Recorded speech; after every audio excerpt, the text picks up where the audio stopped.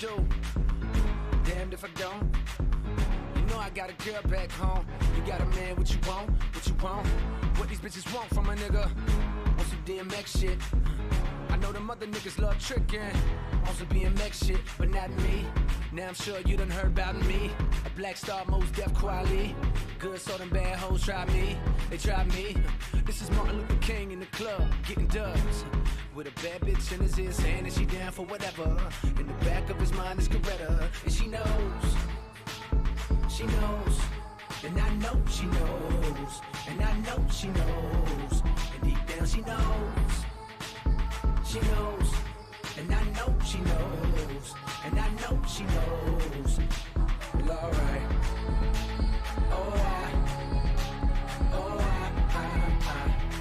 I can't be what you want from me, well, alright.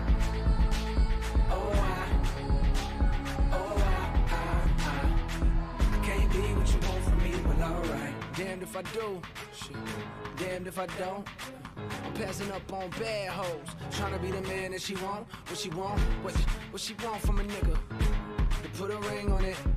Got a bitch on my dick right now, and she just wanna sing on it. Got me up so high, trying to get a piece of that apple pie. I be up so high, trying to get a piece of that apple pie. Dance all vibe with my pants on fire, cause I told her I was sleeping as I creep with this pretty young thing that I chose. That she could be doing the same thing I suppose. And she knows. She knows, and I know she knows, and I know she knows, and deep down she knows. She knows, and I know she knows, and I know she knows.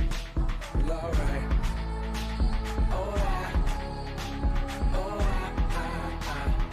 I can't be what you want from me, well, alright.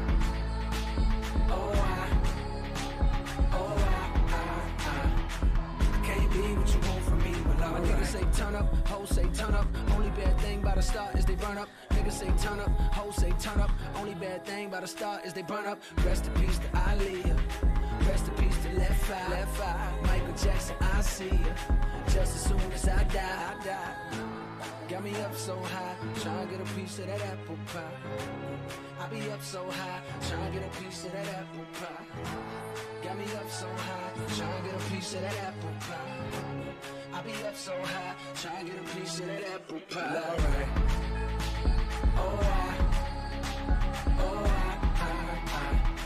I can't be what you want from me, but alright.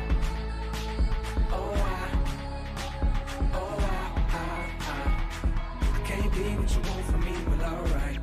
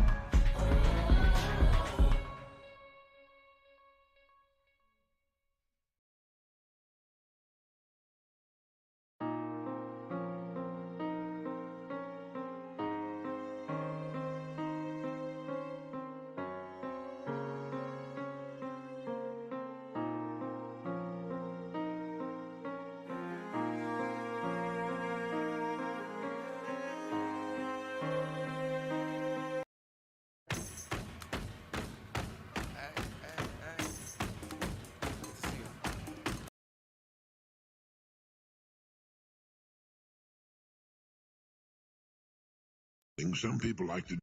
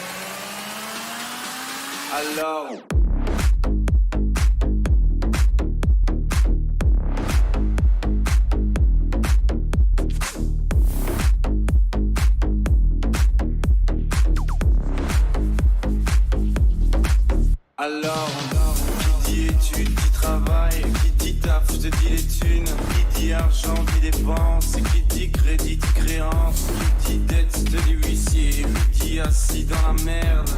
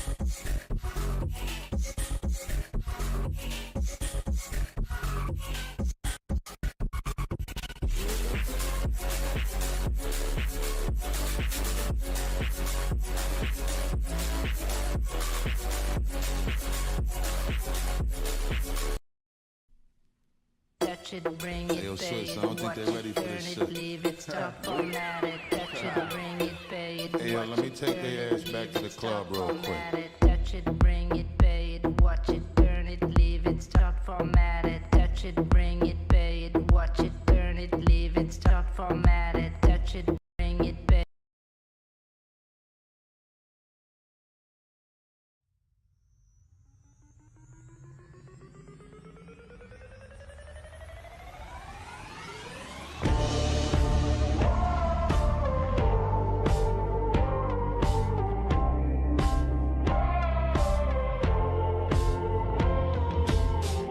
If you're a lover, you should know the lonely moments just get lonelier the longer you're in love than if you were alone. Memories turn into daydreams, become a taboo. I don't want to be afraid. The deeper that I go, it takes my breath away. Soft hearts, electric souls, heart to heart and eyes to eyes. Is this taboo? Baby, we built this house on memories. Take my picture now, shake it till you see it. And when your fantasies become your legacy, promise me a place in your house of memories.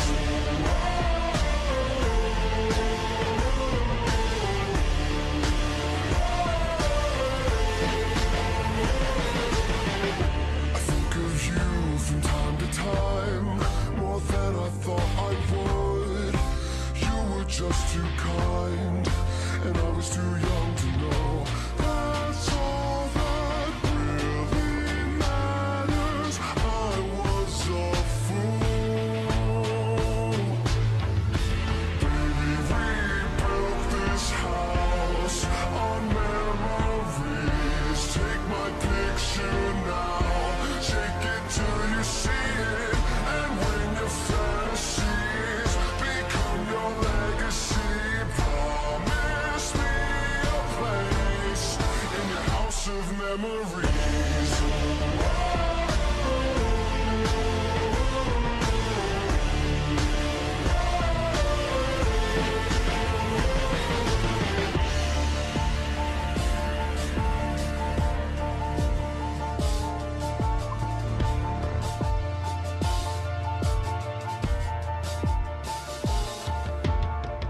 Those thoughts of past lovers, they'll always haunt me. I wish I could believe you'd never wrong me. Then will you remember me in the same way as I remember you? Baby, we built this house on memories. Take my picture now, shake it till you see it. And when your fantasies become your legacy, promise me a place. Baby, we built this house on memories. Take my picture now, shake it till you see it. And when your fantasies become your legacy, promise me a place in your house of memories.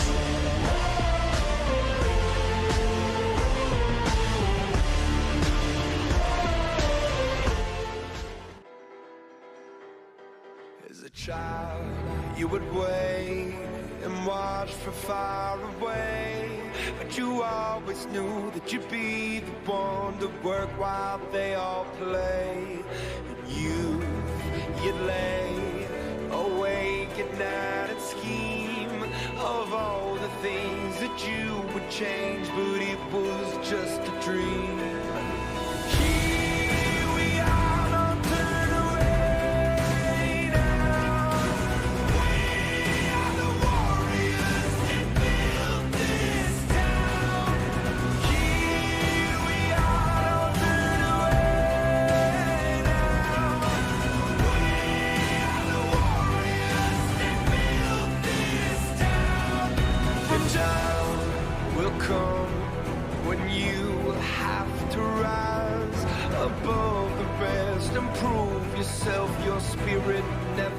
stars.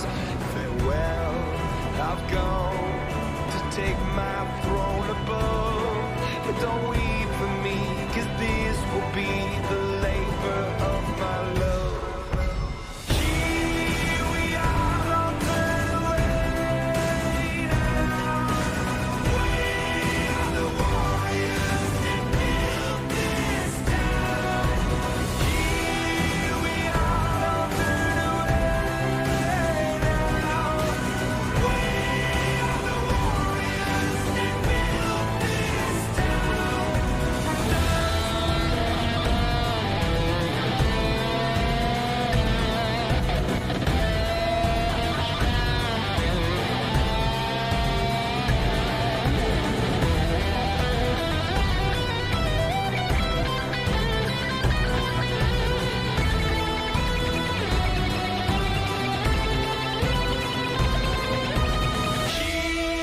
we are, don't turn away now. We are the warriors that built this town. Here we are, don't turn away now. We are the warriors that built this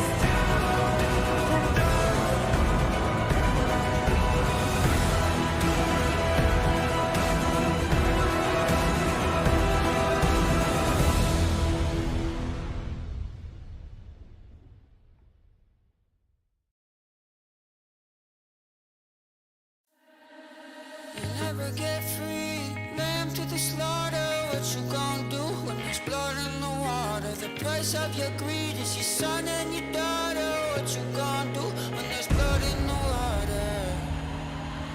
Look me in my eyes, tell me everything's not fine. All the people ain't happy, and the river has run dry. You thought you could go free, but that system is done for. If you listen real closely, there's a knock at your front door. You'll never get free, lamb to the slaughter. What you gon' do when there's blood in the water? The price of your greed is your son and your daughter. What you gon' do when there's blood in the water? When there's blood in the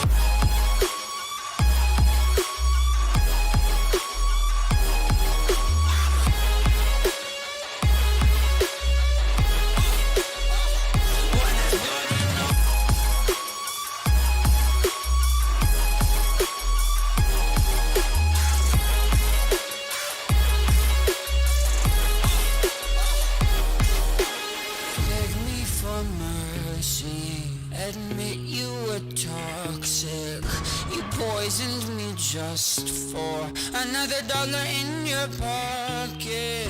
Now I am the violence, I am the sickness. Won't accept your silence, beg me for forgiveness. We'll never get free, lamb to the slaughter. What you gon' do when there's blood in the water? The price of your greed, your son and your daughter. What you gon' do when there's blood in the water? When there's blood in the water.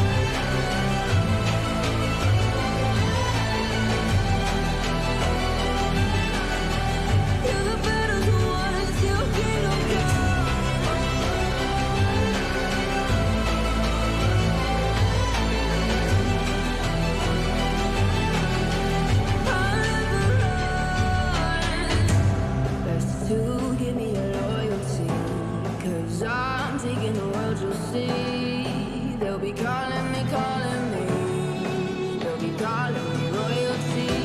Best to give me loyalty, 'cause I'm taking the world, you'll see. They'll be calling me, calling me.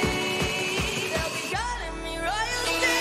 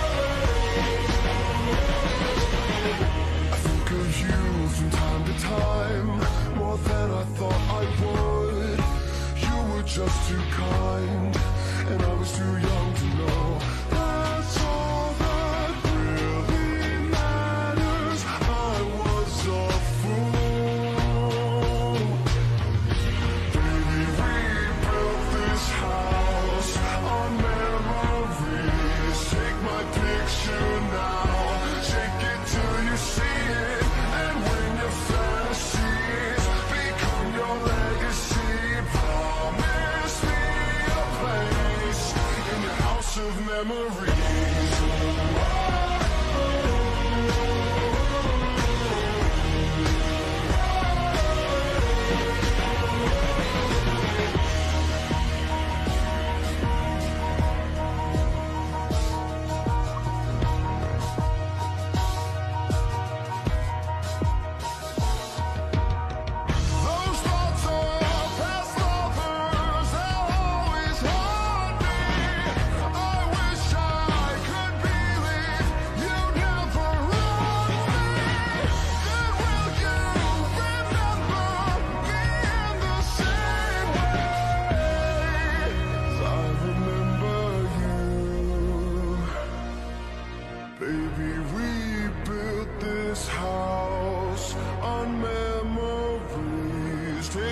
picture now. Shake it till you see it. And when your fantasies become your legacy, promise me a place. Baby, we built this house on memories. Take my picture now. Shake it till you see it. And when your fantasies become your legacy, promise me a place in your house of memories.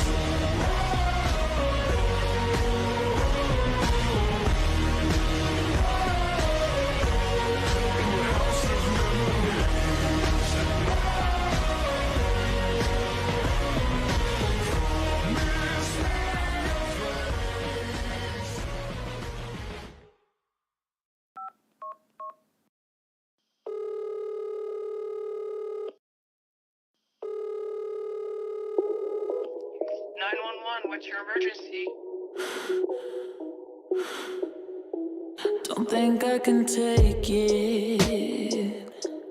With every drama, a piece of me dies like some kind of sadist. I think that he likes to see the pain in my eyes. He knows that I'm lovesick. He kissed me and promised I will be alright. We both know it's bullshit. The longer I'm with him, the less I'm alive. Doctor's on the other line, 'cause he's not coming home tonight. And I just took my very last pill. Need something to numb the pain. Demons knocking on my brain. I think they're coming in for the kill. 911, I need someone. My baby plays me like a game. I'm not having fun. 911, tell him he's won. My heart is always aching and I gotta be done. 'Cause I gotta lose my guy. Oh, I'm gonna lose my mind.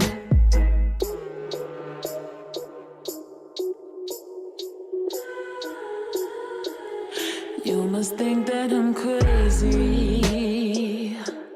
Well, he does too, so I guess that makes 3. I need someone to save me. I'd really appreciate if you'd intervene. Doctor's on the other line, 'cause he's not coming home tonight. Can't seem to find my bottle of pills. Swear to God I'm not insane. The voices only say his name, and I'm starting to think that they're real. 911, I need someone. My baby plays me like a game. I'm not having fun. 911, tell him he's won. My heart is always aching and I gotta be done. 'Cause I gotta lose my guy. Oh,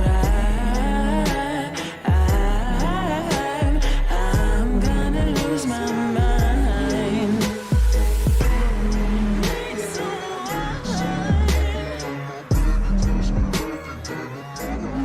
Not having fun. Gotta be done.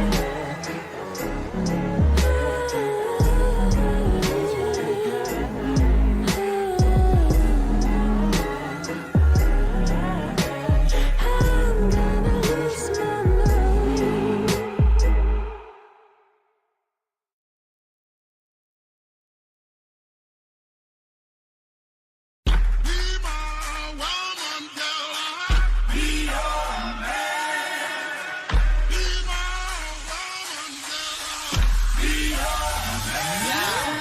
Yes, I be your woman. Yes, I be your baby. Yes, I be whatever that you tell me when you're ready. Yes, I be your girl, forever your lady. You ain't never gotta worry, I'm down for you, baby. Best believe that when you need that, I'll provide that. You will always have it. I'll be on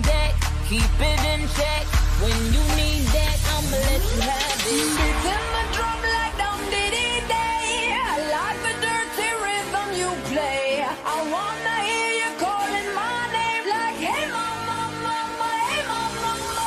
Banging the drum like dum diddy day. I know you want it in the worst way. I wanna hear you calling my name like, hey mama, mama, hey mama, mama.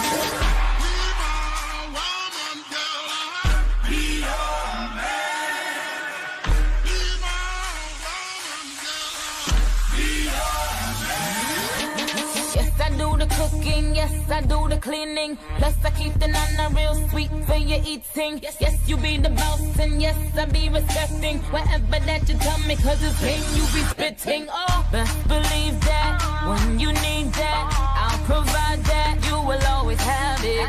I'll be on deck, keep it in check. When you need that, I'ma let you have it. Beating my drum like dum diddy day. I like the dirty rhythm you play. I wanna hear you calling my name like, hey mama, mama, hey mama, mama. Banging the drum like dum diddy day. I know you want it in the worst way. I wanna hear you calling my name like, hey mama, mama, hey mama, mama.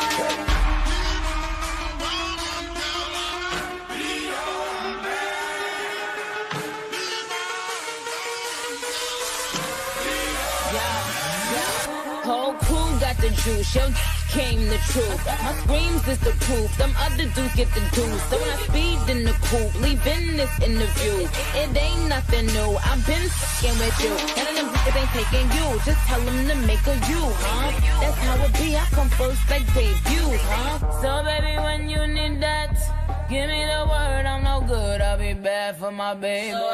Make sure that he's getting his share. Make sure that his baby take care. Make sure I'm on my toes, on my knees, keep him please, rub him down, be a lady and a freak. Oh. Beating my drum like dum diddy day. I like the dirty rhythm you play. I wanna hear you calling my name like, hey mama, mama, hey mama, mama. Banging the drum like dum diddy day. I know you want it in the worst way. I wanna hear you calling my name like, hey mama, mama, hey mama. Romantic talking, you don't even have to try. You're cute enough to fuck with me tonight. Looking at the table, all I see is bleeding white. Baby, you living the life, but nigga, you ain't living right. Cocaine and drinking with your friends. You live in the dark, boy, I cannot pretend. I'm not faced, only you to sin. If you've rain in your garden, you know that you can. Call me when you want, call me when you need. Call me in the morning, I'll be on the way. Call me when you want, call me when you need. Call me out by your name, I'll be on the way. Like,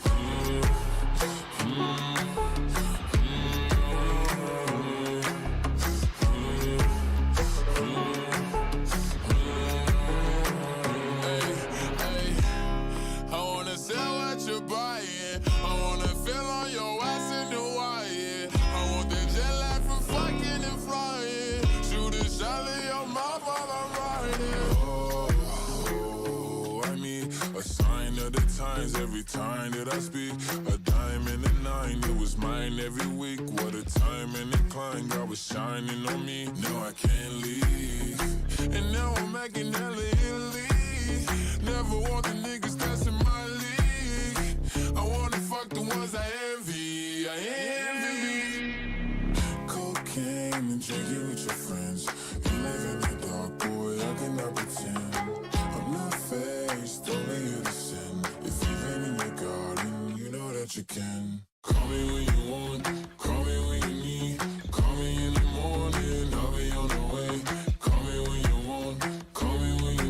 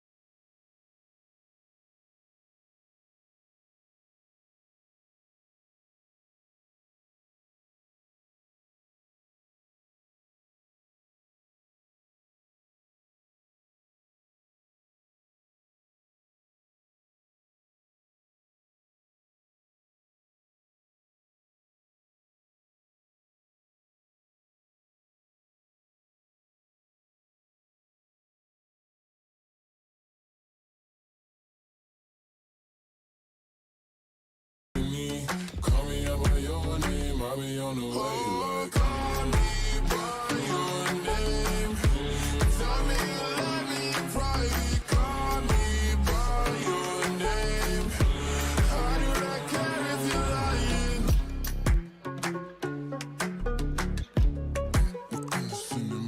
I wanna get them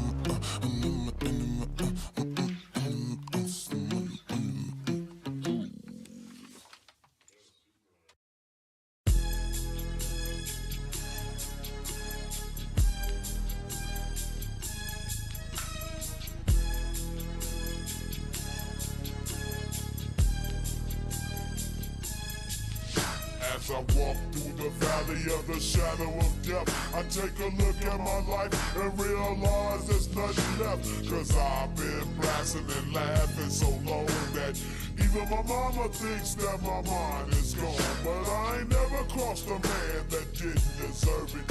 Me be treated like a punk, you know that's unheard of. You better watch how you're talking and where you're walking, or you and your homies might be lying in chalk.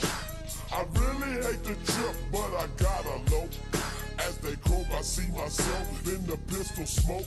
Fool, I'm the kind of G the little homies wanna be like, on my knees in the night, saying prayers in the street light. Been spending most of their lives living in the gangster's paradise. Been spending most of their lives living in the gangster's paradise. Keep spending most of our lives living in the gangster's paradise. Keep spending most of our lives living in the gangster's paradise. Look at the situation they got me facing. I can't live a normal life. I was raised by the state, so I gotta be down with the hood team. Too much television watching got me chasing dreams. I'm a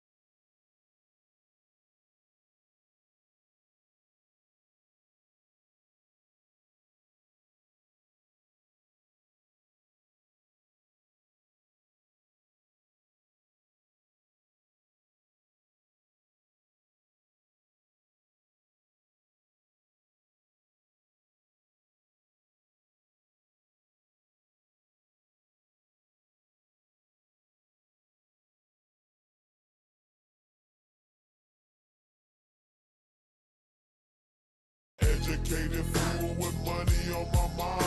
Got my 10 in my hand and a gleam in my eye. I'm a low out gangster, set tripping banker. And my homies is down, so don't arouse my anger. Fool, death ain't nothing but a heartbeat away. I'm living life, do or die. What can I say? I'm 23 now, but will I live to see 24? The way things is going, I don't know. Tell me why are we so blind to see that the ones we hurt are you and me? We've been spending most of our lives living in the gangster's paradise. We've been spending most of our lives living in the gangster's paradise. We keep spending most of our lives living in the gangster's paradise. We keep spending most of our lives living in the gangster's paradise. Power and the money, money and the power. Minute after minute, hour after hour. Everybody's running, but half of them ain't looking what's going on in the kitchen. But I don't know what's cooking. They say I got to learn, but nobody's here to teach me. If they can't understand it, how can they reach me? I guess they can't, I guess they won't, I guess they front. That's why I know my life is out of luck, fool. We've been spending most of our lives living in the gangster's paradise. We've been spending most of our lives living in the gangster's paradise. We keep spending most of our lives living in the gangster's paradise.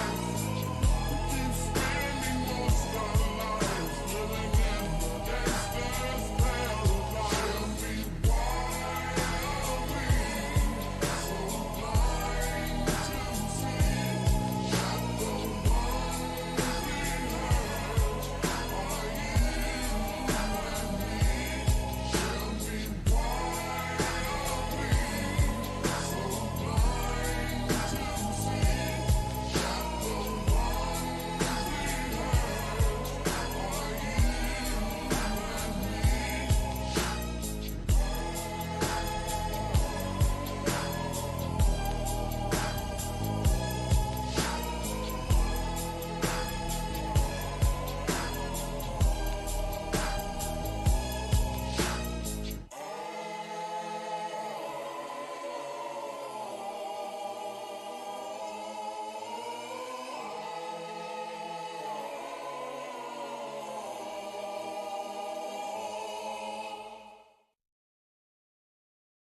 I wanna be a slave, I wanna be a master.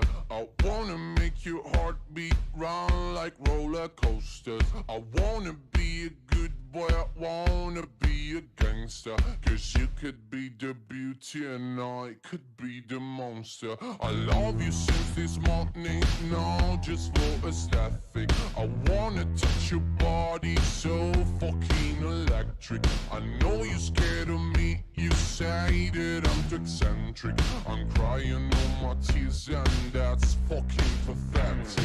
I wanna make you hungry, then I wanna feed ya. I wanna paint your face like you're my Mona Lisa. I wanna be a champion, I wanna be a loser. I'll even be a clown cause I just wanna amuse ya. I wanna be a sexter, I wanna be a teacher. I wanna be a singer, I wanna be a preacher. I wanna make you love me, then I wanna leave ya. Cause baby I'm your David and you're my Goliath.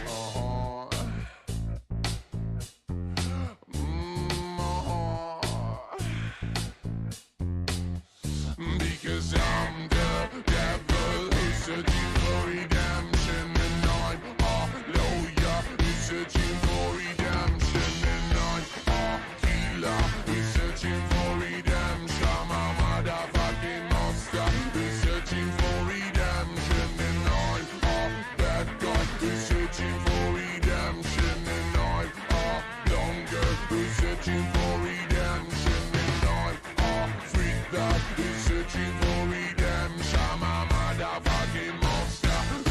searching for redemption.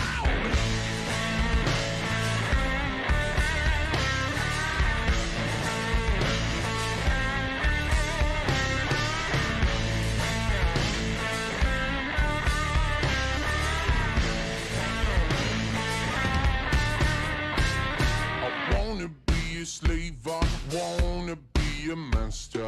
I wanna make your heartbeat run like roller coasters. I wanna be a good boy, I wanna be a gangster. Cause you can be the beauty and I could be the monster. I wanna make you quiet, I wanna make you nervous. I wanna set you free, but I'm too fucking jealous. I wanna pull the strings like you're my telecaster. And if you want to use me, I could be your puppet. Cause I'm the devil, researching for redemption. And I'm a lawyer, researching for redemption. And I'm a healer, researching for redemption. I'm a motherfucking monster, researching for redemption.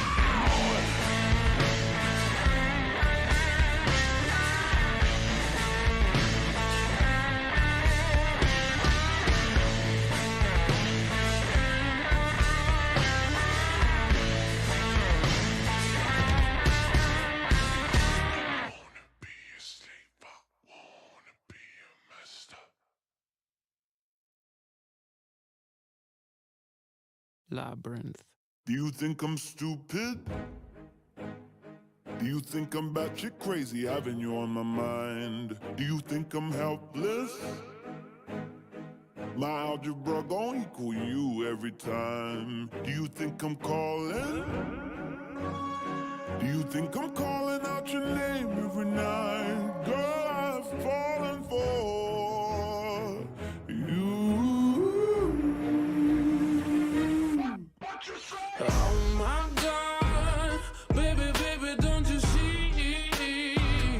I got everything you need. Only a genius could love a woman like you. Oh my God, baby, baby, don't you see? I got everything you need.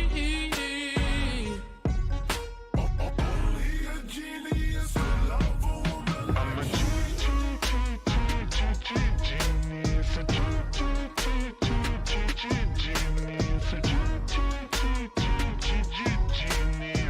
He's a genius. 'Cause I love a woman like you.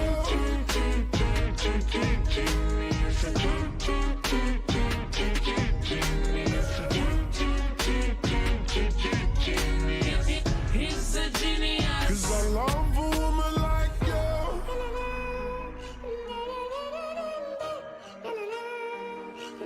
See ya. You've been my Einstein, my Newton, my Galileo, and my Hawkins.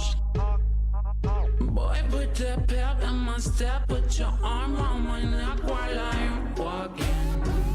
Please understand, yeah, I'm falling for you.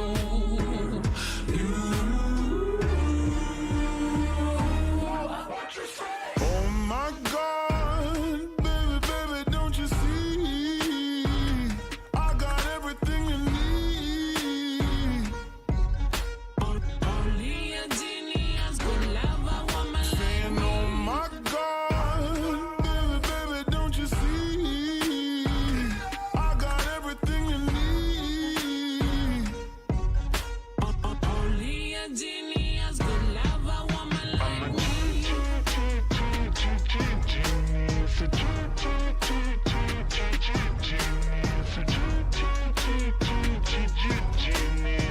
He's a genius. 'Cause I love a woman like you.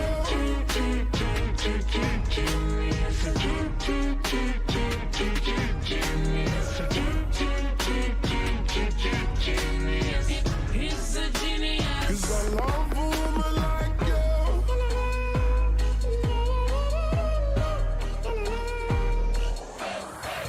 Oh my God, dot the I's and cross the T's. I got everything you need. Well, only a genius could love a woman like, oh my God.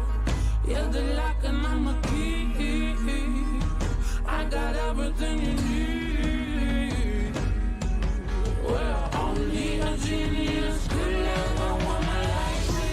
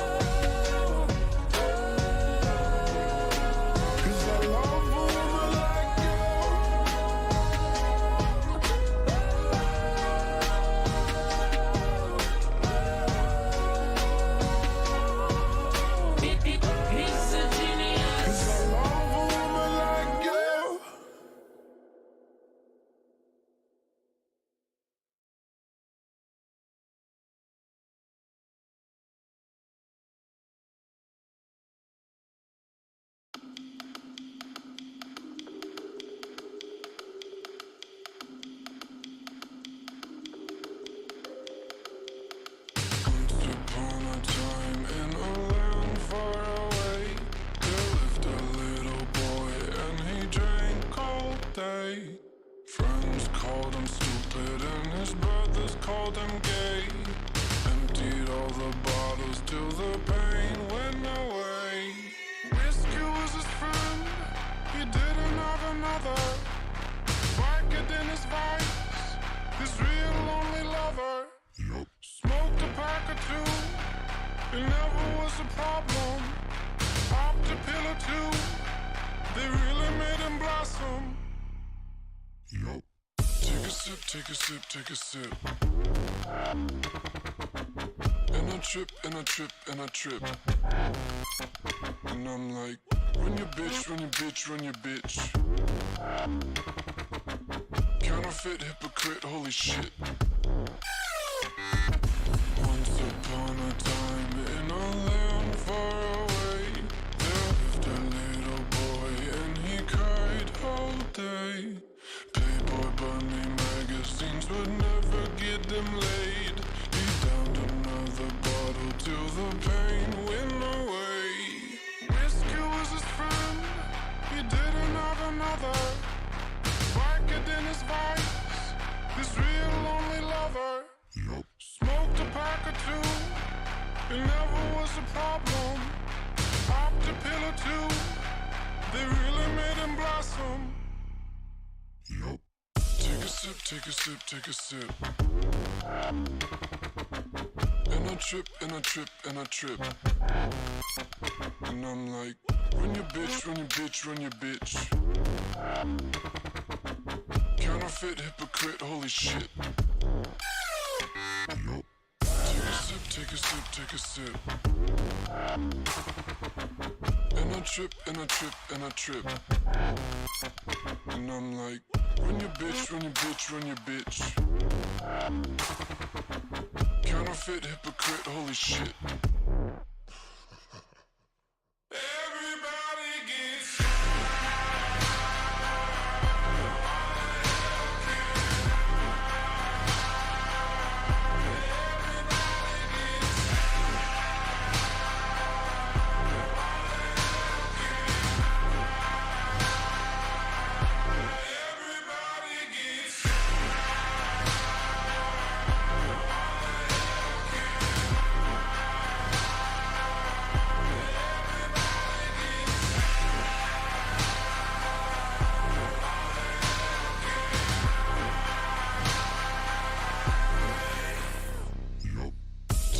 take a sip, take a sip. And I trip, and I trip, and I trip. And I'm like, run your bitch, run your bitch, run your bitch. Counterfeit, hypocrite, holy shit. Everybody gets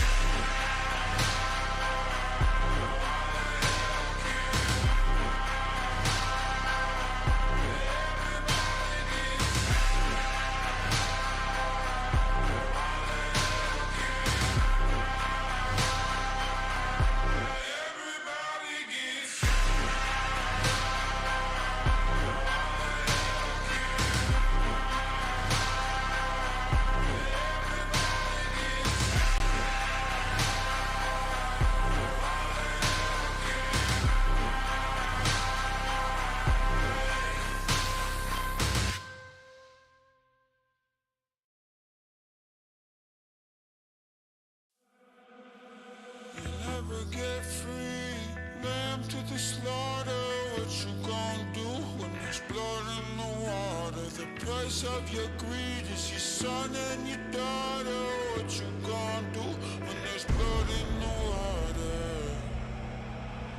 Look me in my eyes, tell me everything's not fine. All the people ain't happy, and the river has run dry. You thought you could go free, but the system is done for. If you listen real closely, there's a knock at your front door. You'll never get free, lamb to the slaughter. What you gon' do when there's blood in the water? The price of your greed is your son and your daughter. What you gon' do when there's blood in the water? When there's blood in the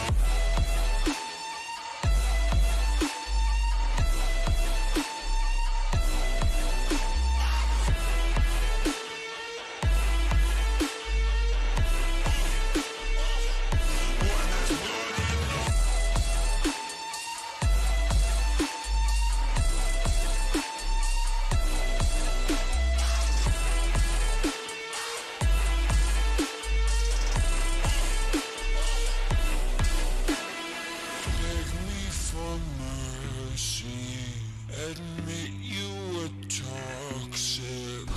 You poisoned me just for another dollar in your pocket. Now I am the violence, I am the sickness. Won't accept your silence, beg me for forgiveness. We'll never get free, lamb to the slaughter. What you gon' do when there's blood in the water? The price of your greed, your son and your daughter. What you gon' do when there's blood in the water? When there's blood in the water.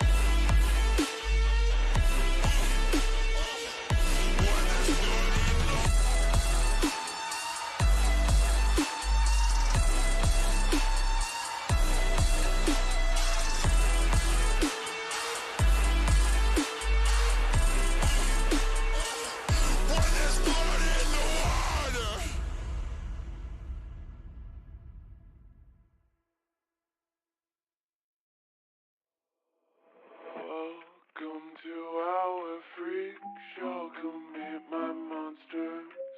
Oh, such a fine collection of strangest things. My patience running thinner on this melting clock. Cerebrum jail with thoughts most would consider odd. To think you're any different from an animal or creature sick as you should be put down by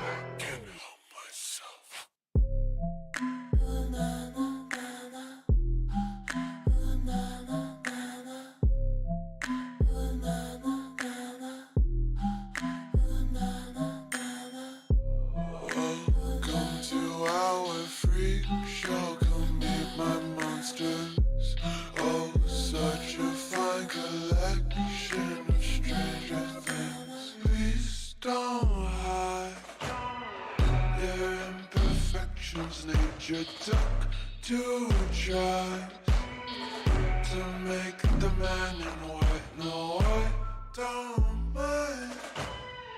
You are a beauty, not temptation. You're my creation. We go Friday night. No, I'm the main attraction. Basket, acrobat. They wanna see some action. Tinkering with my design. Twist and turn my fellow mind. Play with me till you found another toy. Let me be a freak show. I could be your favorite monster. Rattle my whole cage. Remind me why I can't be fostered. Let me be a freak show. I could be your favorite monster. Lock me up, don't let me out, 'cause you know I can't help myself. Ooh, na, na, na, na. Ooh, na, na, na, na. Ooh, na, na, na, na. Ooh, na, na, na, na. Welcome to our freak show. Come meet my monsters. Oh, such a fine collection of stranger things. You wasted. Have your time finding the cure when there's no disease. You wasted. Have your talent on an audience that sees a freak. Ooh, na, na, na, na. Ooh, na, na, na, na. Ooh, na, na, na, na. Can't help myself. Welcome to our freak show. Come meet my monsters. Oh, such a fine collection of stranger things.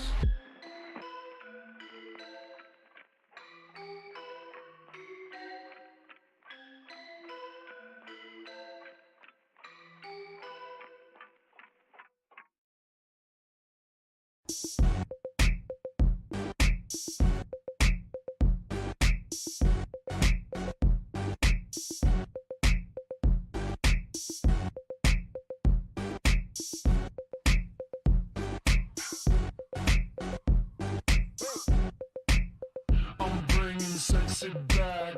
Yeah. The mother boys don't know how to act. Yeah. I think it's special what's behind your back. Yeah. So turn around and I'll pick up the slack. Yeah. Take 'em to the bridge. Dirty babe. You see these shackles, baby, I'm your slave. I'll let you whip me if I misbehave. It's just that no one makes me feel this way. Take 'em to the chorus. Come here, girl. Go ahead, be gone with it. Come to the back. Go ahead, be gone with it. VIP. Go ahead, be gone with it. Drinks on me. Go ahead, be See gone what with you it. twerking with. Go ahead, be gone with it. Look at those hips. Go ahead, be gone with You it. make me smile. Go ahead, be gone with it. Go ahead, child. Go ahead, be gone with it. Get your sexy up. Go ahead, be gone with it. Get your sexy up. Go ahead, be gone with it. Get your sexy up. Go ahead, be gone with it. Get your sexy up. Go ahead, be gone with it. Get your sexy up. Go ahead, be gone with it. Get your sexy up. Go ahead, be gone with it. Get your sexy up. Go ahead, be gone with it. Get your sexy up. I'm bringing sexy back. Yeah. The motherfuckers don't know how to act. Yeah. Go let me make up for the things you lack. Yeah. 'Cause you're burning up, I gotta get it fast. Yeah. Take 'em to Listen. the bridge. Dirty babe, you see these shackles, baby, I'm your slave. I'll let you whip me if I misbehave. It's just that no one makes me feel this way. Take 'em to the chorus. Come here, girl. Go ahead, be gone with it. Come to the back. Go ahead, be gone with it.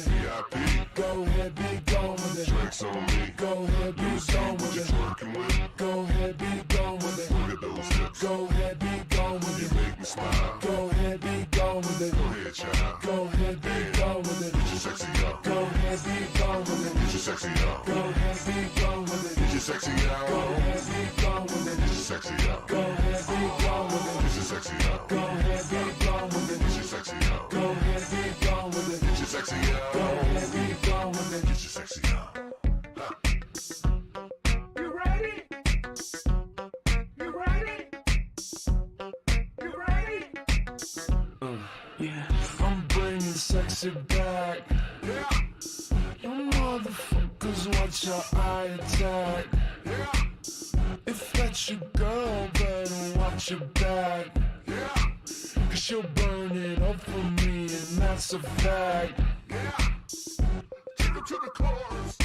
Come here, girl. Go ahead, be gone with it. Come to the back. Go ahead, be gone with it. VIP. Go ahead, be gone with it. Drinks on me. Go ahead, be See gone what with you it. twerking with. Go ahead, be gone with it. Look at those hips. Go ahead, be gone with You it. make me smile. Go ahead, be gone with it. Go ahead, child. Go ahead, be gone with it. Get your sexy out. Go ahead, be gone with it. Get your sexy out. Go ahead, be gone with it. Get your sexy out. Go ahead, be gone with it. Get your sexy out. Go ahead, be gone with it. Get your sexy out. Go ahead, be gone with it. Get your sexy out. Go ahead, be gone with it. Get your sexy Go out. ahead, be gone with it. Get your sexy out. You ready? Yeah. You ready? Yeah.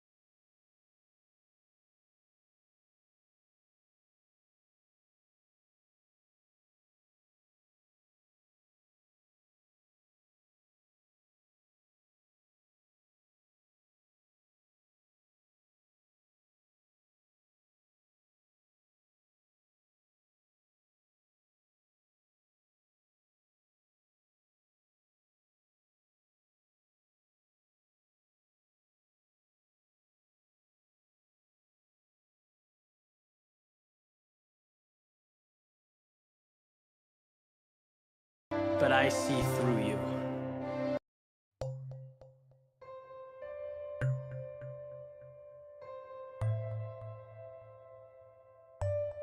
Dear keeper of dreams,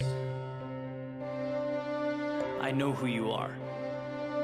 I know everything about you. You disguise yourself as perfection. You are the fear that does everything you can to hold me back, that begs me to be complacent. But I see through you. Keeper of dreams, you are the journey never started. Because when you look at the road ahead, you see struggle, you see impossible. You don't see the opportunity or the reward, but I do. Keeper of dreams, you are the voice in the back of my head that constantly reminds me conformity would be easier, that forfeiting greatness would lift a tremendous burden off of my shoulders.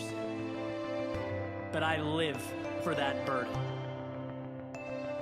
Keeper of dreams, you are the odds, telling me that I am only one in a world of 7 billion, that someone else will achieve it, create it, make it happen. But if there must be one, it can and will be me. Keeper of dreams, you are the voice of supposed rationality, warning me that I'm wandering into an area I know nothing about, that I should wait, that I'm not an expert, that I'm not good enough. But I have always believed that learning as you go is better than not going at all. One day, keeper of dreams, I will not know you. I will have left you behind, outrun your grasp. See, because what I'm trying to do doesn't leave me time for you. Greatness doesn't come from following the path made by the crowd. It comes from the relentless carving out of your own. Conformity gets you more of the same. It's an exchange of dreams for the ability to feel like everyone else in line at the grocery store. Keeper of dreams, I appreciate the beauty in life too much. The pursuit of the things that will make every day better than the one before it. I will never give that up. I want what seems unnecessary, over the top, out of the ordinary. Keeper of dreams, don't you get it? You will never win. I will give up my car, my clothes, every luxury in my life before I concede to you, before I give in to what is easy. I may be in winter now, but spring is coming, summer is coming, and all I can think about is sitting on top of the world and being so thankful that I left you, because keeper of dreams, you can't keep mine. They are my oxygen. They are why I get up in the morning. So while I thank you for reminding me of what it takes to win in this world, smothered with mediocrity and insecurity, I'm dismissing you to somewhere else. Anywhere but here. Because keeper of dreams, my ride awaits.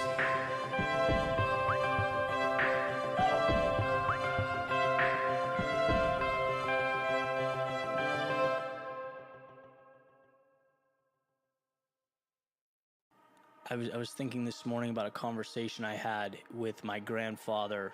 This particular example, I was living in LA at the time. My grandmother, my grandfather, they flew in from Boston, and you know, I think we were doing some family stuff, but I wanted to hang out with my friends down the street, right? I wanted to go to Kyle's house, play Star Wars, whatever it was we were doing, and that felt like the world to me. Like, I didn't want to miss out on that because I felt like I'd lose it.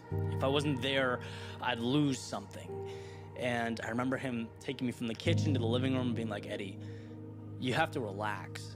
He's like, that stuff, I promise you, will always be there. The fun, the escape, the metaphorical going to Kyle's house will always be there. You have to do what's right for you.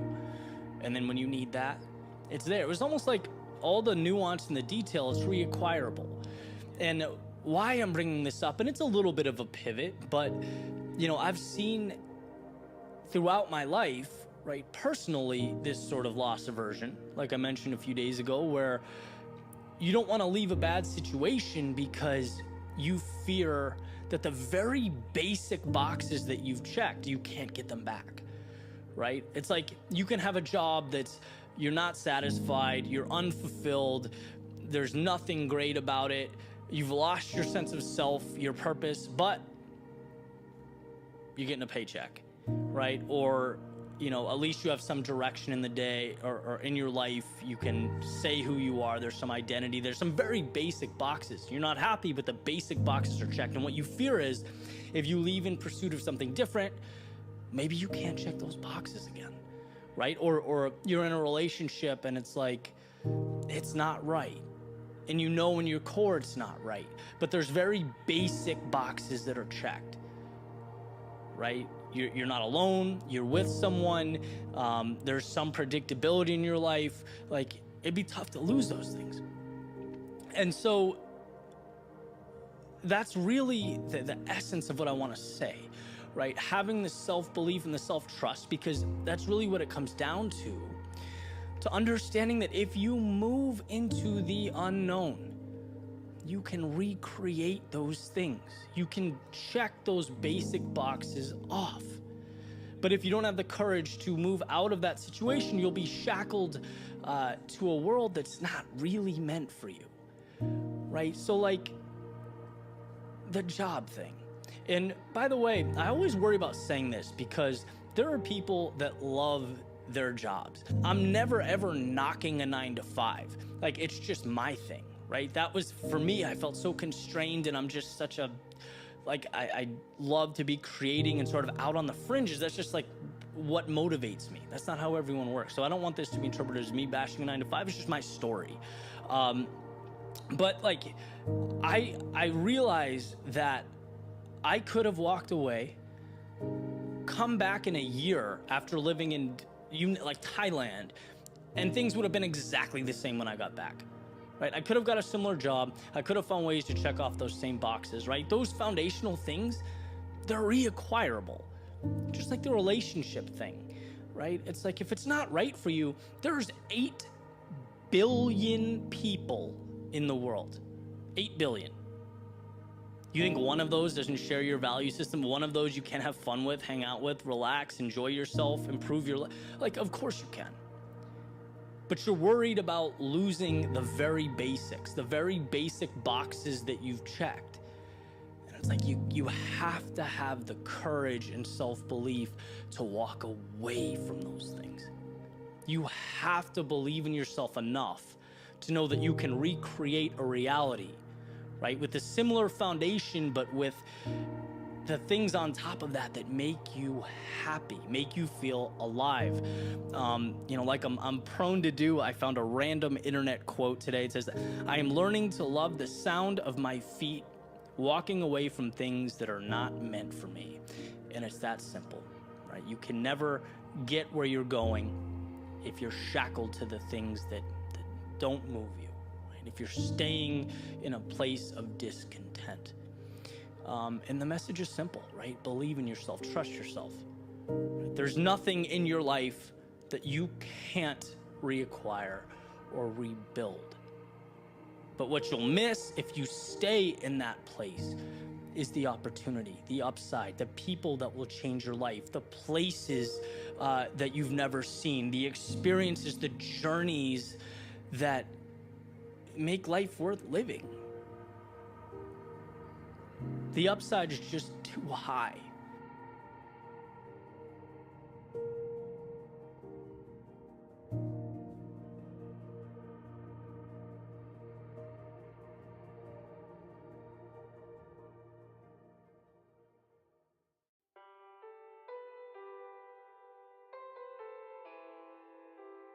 We wait. We hope. We wish. We imagine. But because what we have is safer than what we don't, we do not act. It's the wall standing before us, stacked 1,000 feet high of what ifs, of worst case scenarios, failed expectations. We look up at what can be while living a life that is simply good enough. We rationalize. if we make a point to stop thinking about all the possibilities, things seem all right. But we know deep down in our souls that there's more. That things are only out of reach because the mind has convinced the body that they're not worth reaching for. And this not only limits, but it denies us the very thing we need most, whether we know it or not, and that's the journey. Something worth fighting for. Something bigger than what we are. It's the missed opportunity that is tragic, never the failed expedition. But we have to be honest. We have to recognize that it's one worth taking, that we're capable of so much more. And to convince ourselves that anything less is acceptable, sufficient, or worthy of our time is wrong. We need that leap of faith. The jump is in our DNA, crafting and defining our potential and transforming the possible into the real.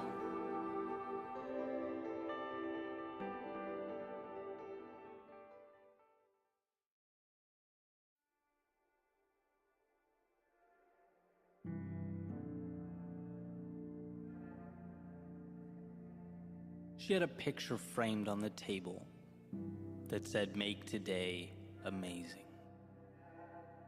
Placed there to remind her just how much of life is a choice. How much we get to decide. It symbolizes that on our worst days, life hands us lessons. And on our best days, the highs of existence. During our low points, currency. And during our high points, the chance to cash it all in.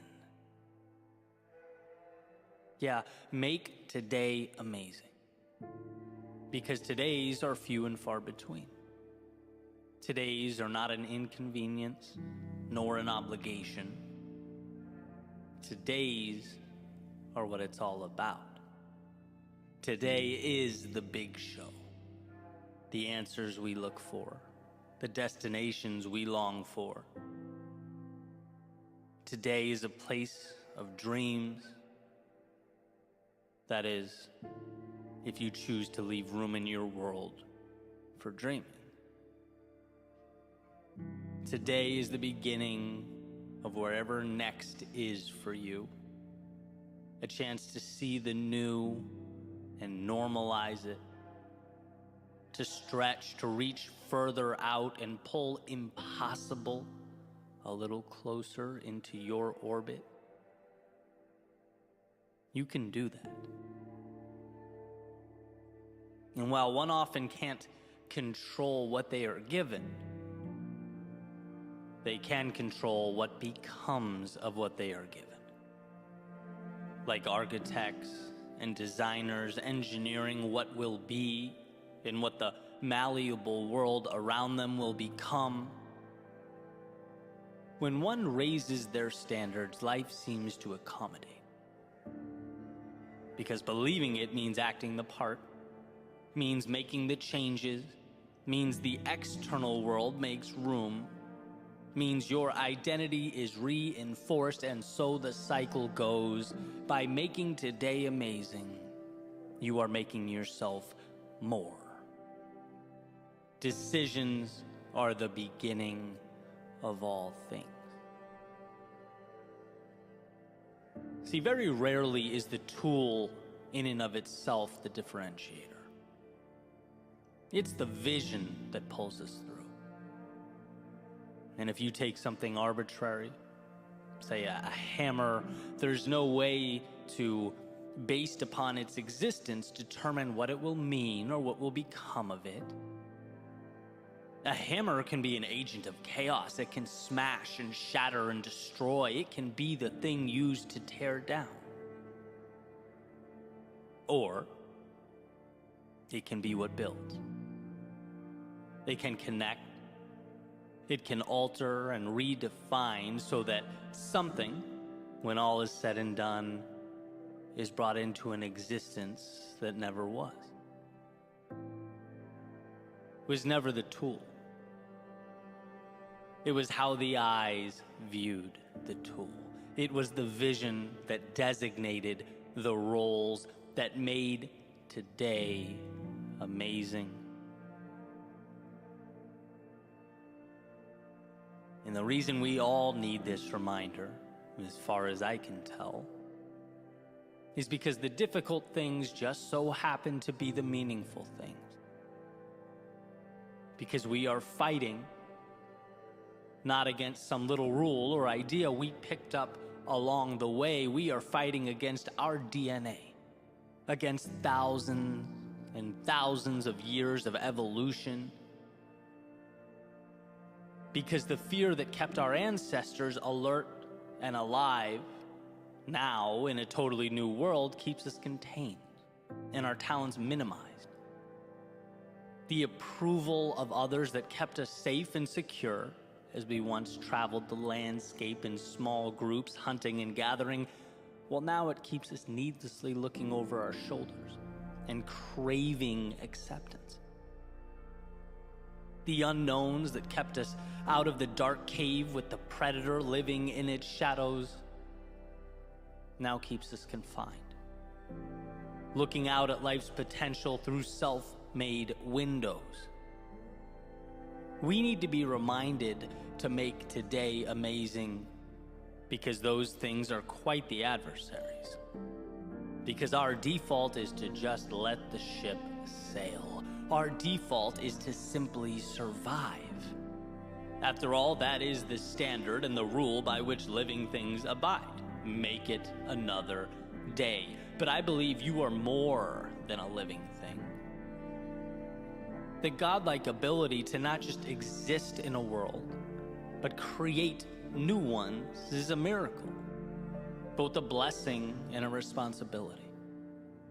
To drive towards a more fulfilled you, a happier you, a healthier you, a more complete you. But one must first become aware that around them exist the pieces required to build something never before seen.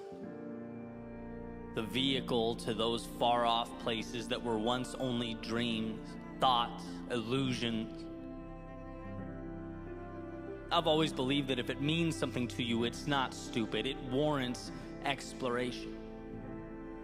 For even if the thought doesn't end up being all it was cracked up to be, even if it's not the destination, but only a stop along the way, it still pushes you to the next thing, and the next thing, and the next thing. It still moves you forward in this beautiful game of life. So decide. Decide to make today amazing. Choose to make it better. Let the obstacles lift you up and the momentum carry you towards something meaningful. When others stop and find reasons to doubt themselves, how about you find the small win buried, tucked away underneath it all? The little key that may do nothing more than get you through that next door. After all, sometimes that's what life's about. Picking up your head when it's most difficult and finding the next door to walk through. And the magic is knowing you can always do that. Because there always exists both the doorway and the key, but we must be willing to find it. That's the obvious thing about those doors. The right ones will open, but they require we find the strength to approach them. They require that we seek out amazing. And so with this in mind, what is the next chapter like for you? Are you currently enduring one of life's winters?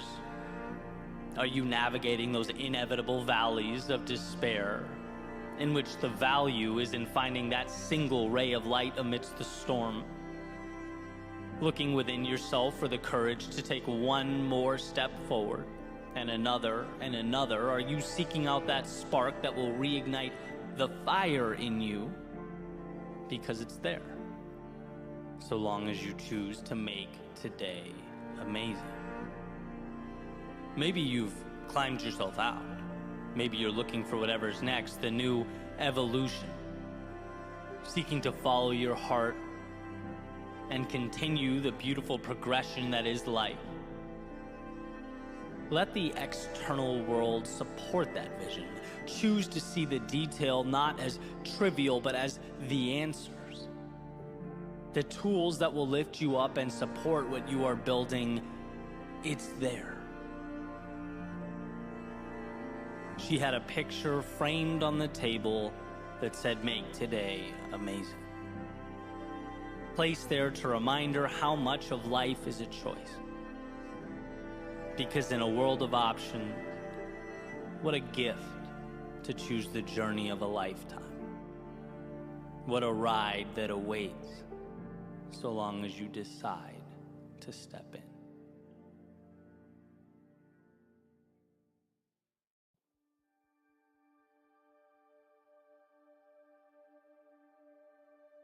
If there's time, then there's time to turn things around.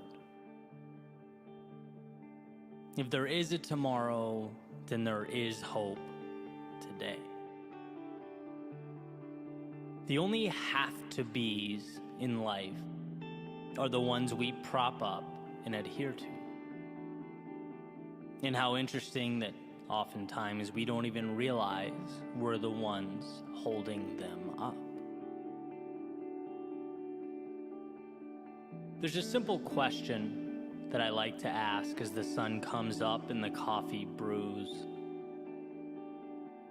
Am I living today like it's an obligation or something more? Is it an automatic continuation of the past or a methodical move towards a future that lights me up? And these aren't small distinctions. Right? I've lived both ways. I've felt what it's like to feel both. I remember going to work and joking around that a flat tire would be a real treat. That's not accountability. That's not control. That's essentially living life as a jellyfish floating along with the tide.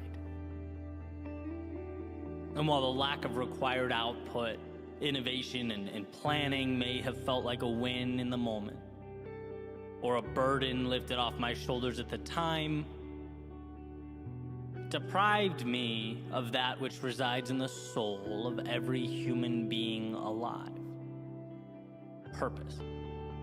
Personal agency. See, you can only go so far, so long being the spectator of your own journey. You can only go so long looking out the window before you wonder just what it'd be like to be behind the wheel. When we put our actions up against the question, why? It astounds me how many things are done because it's what we've always done. We act like we're expected to act, think like we're expected to think, see who we're expected to see. But expected by whom? Some of my greatest breakthroughs in life emerged after being asked why by people I look up to or respect. Why have you accepted that? That's your income? Okay, great, but why? That's how you spend your day? I see. How come? And when one is tasked with looking at their own life through a magnifying glass, some hidden truths always emerge. It shines a spotlight in the corner of the room, illuminating those shadows where one can, if they look hard enough, make out the wolf in sheep's clothing. That is the phrase, because that's how I've always done it. We get in life what we accept.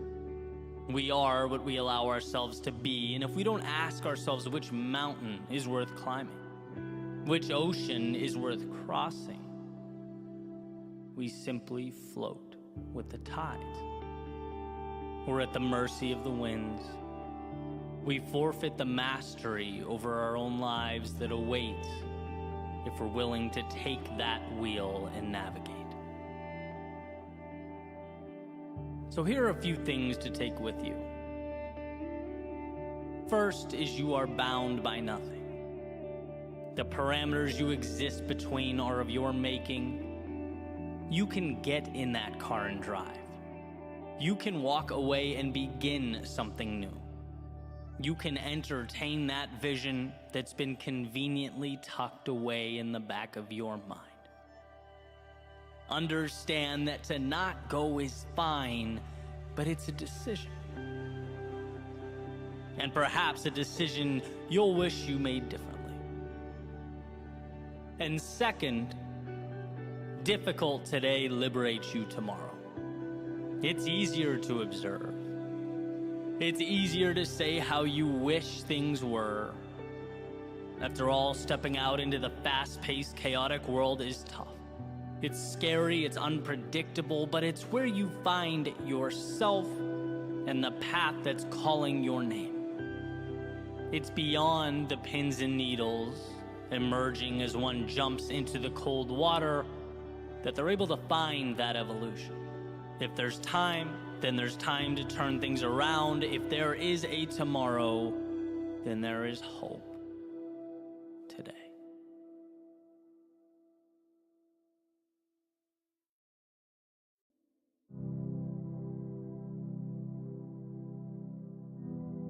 I was running over the weekend, middle of the day, right under that smoldering South Florida sun.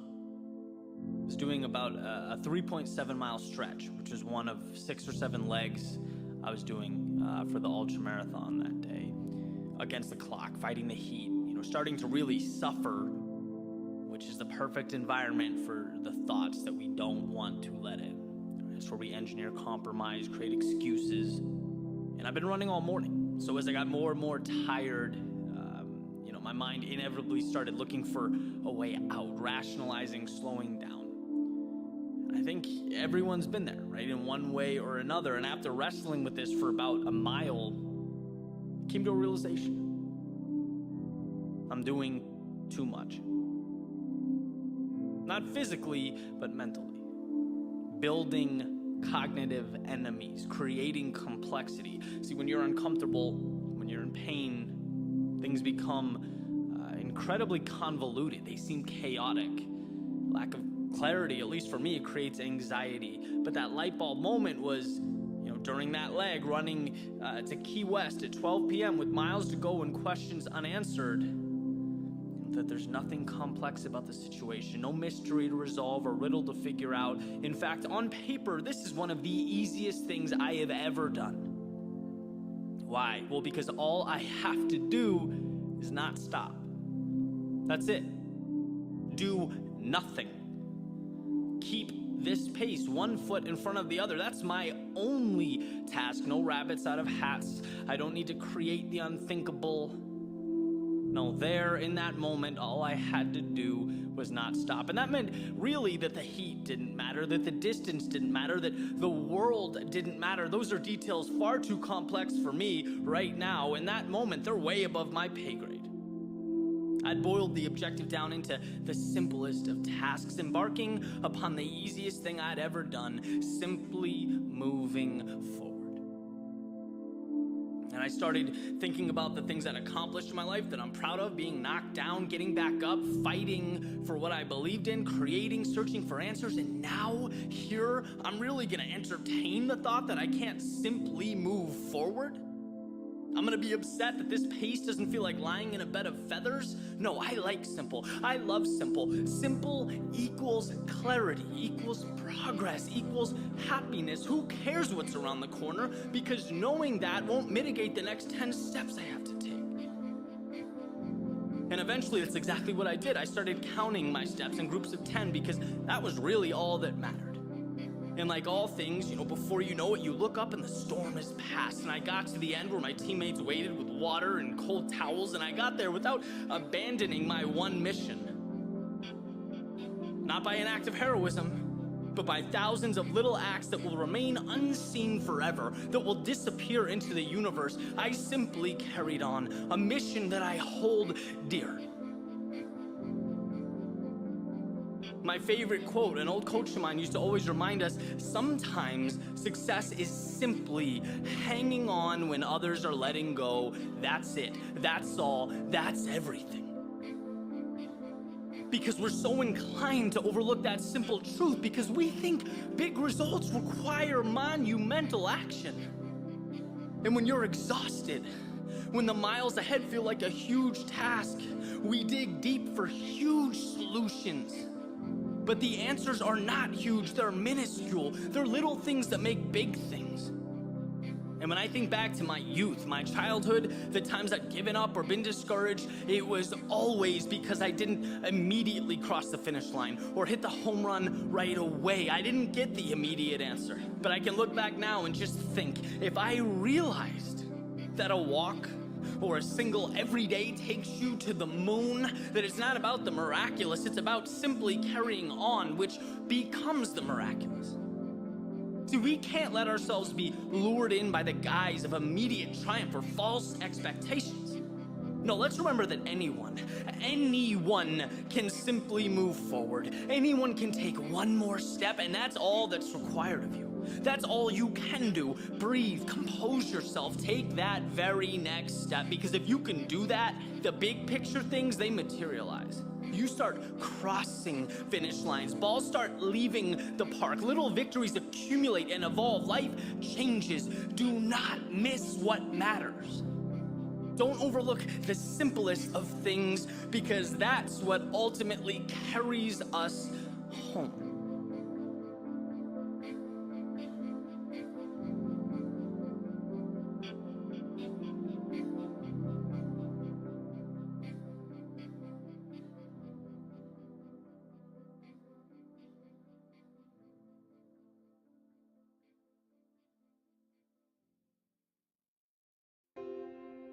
Words like crazy, impossible, and irrational, they all have something very specific in common. They suggest an improbability of outcome. They mock scenarios that don't fit well with the standard idea of the world and how it should work. Because, well, people tend to view life as it is, not as it could be. But if there's one thing you need to remember, it's this. Every single thing in your life was at one point crazy. It was at one point improbable, irrational, or absurd. But this changes. Because at certain points along the way, people were brave enough to look up and acknowledge that reality is forever evolving. A human being in a metal object going 60 miles per hour was crazy.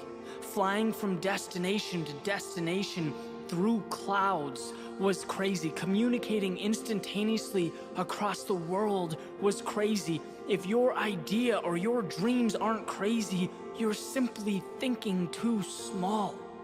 You need crazy. The world needs crazy. See, change will always be crazy because it requires us to break away from what is. It means you're shaking the world and declaring, yes, this is possible. Yes, this can be real. And the world reacts accordingly. The previous standards raise just a little and you open the door for what's to come. Crazy is what shapes the best part of everyday life. If you're going to run from anything, it should be from the boundaries we unnecessarily create and into the arms of crazy.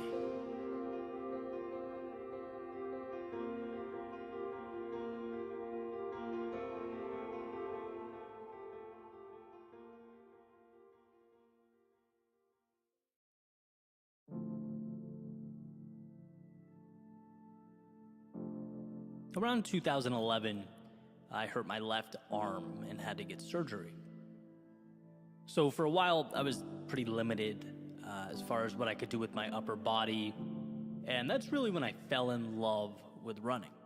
I started doing it almost every day. Sometimes those long runs outside, clear my mind, sort of reset a little bit.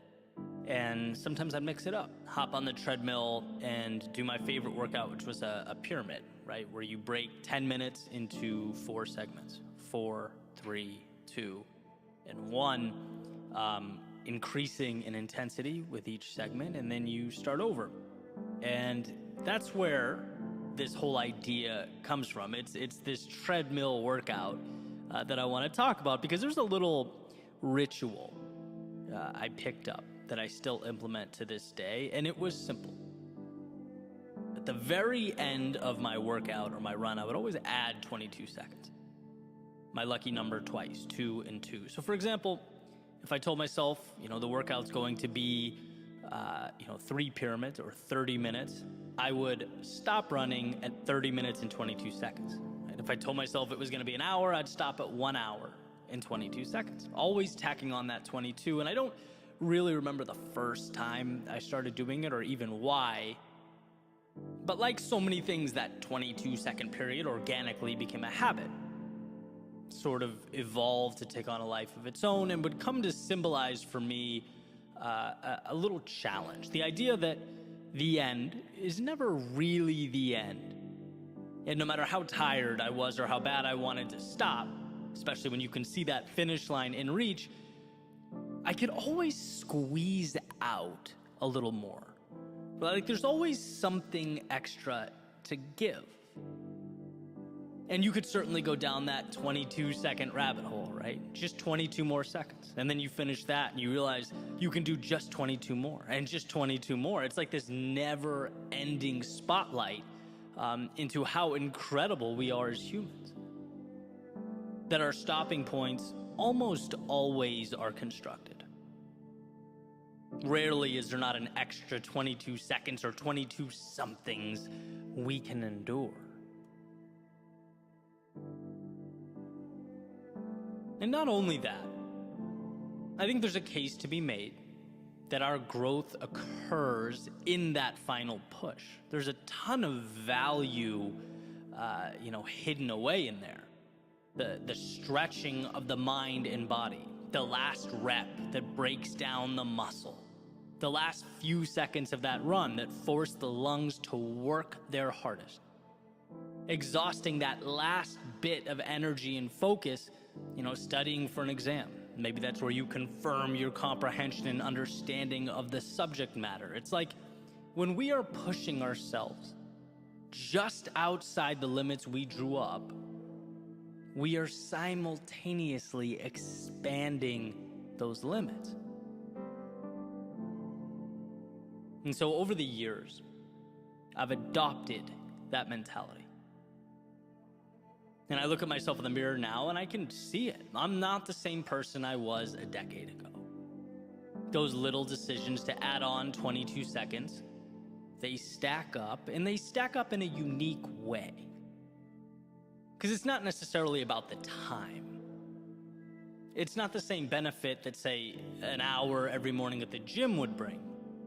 Obviously that would be incredibly valuable, but in a different way. I'm talking about mentally, an armor that we come to wear, an identity that gets materialized. It's how you see yourself and how you see the world. You understand how manufactured our parameters are. And I get it, we have to stop somewhere, sure. But it's an acknowledgement that those somewheres are fiction. They are arbitrary. You weren't made to exist within them, but to stretch them, to recreate them. And that's an endeavor that is always uncomfortable, but as far as I can tell, always worth it. The strength to go a little bit further than initially intended or designed is what will place you in a league of your own. And that's where I wanted to start, by bringing attention to the idea that there's always an extra 22 seconds, and you are always capable of obtaining it. That is yours. Whether you choose to see it or not, it's an option. It's always an option. Which sort of connects us to my next thought. If I know that's who I am, someone that fights for that 22 seconds, if I know that's what I'm capable of, and that's what lights me up, what about those times in my life when I had no desire to reach for the extra 22? Because sitting here, I can think of plenty. I can think of times when there was dissonance between my identity and my actions. Here's a quick story, right? This was a shift in my life and my understanding of reaching for that little bit more, right? When people ask me about my process, right? What I'm building or where I see myself in X number of years, I tell them I'm playing the long game, right? Like I'll sacrifice some short-term wins now to continue forward with a plan that I believe wholeheartedly will transform from linear to exponential, right? It's like Gary Vee's motto, you're young, you have time. And impact is not about succeeding at 34, it's about flourishing at 45 and 55 and 65 and 75. Like that's fun to me. That's the exciting game to play. And it's methodical. The challenge is, as you're locked into this big picture plan, you have to pass a lot of shiny objects along the way. A lot of, hey, look at them over there. Maybe I should be doing that too. That worked for her. Will it work for me? Right? Sometimes you forget to trust yourself and stay the course. And so a few years ago, I felt this pressure to pivot, to adjust focus, right? I'd been, talking with some mentors of mine who were, very successful in their individual fields and passions. And I thought, hey, you know what? It's time for me to start focusing less on the craft and more on monetizing the craft, right? The dinero side of things, which is great and it's healthy, but here's the catch. As long as you're doing it in a way that aligns with who you are. And so a few months go by and I found myself living in this overly sized and priced condo on the beach that I was going to use to impress clients, making products that didn't excite me, talking to people I didn't really want to be talking to, living a life that was not my own.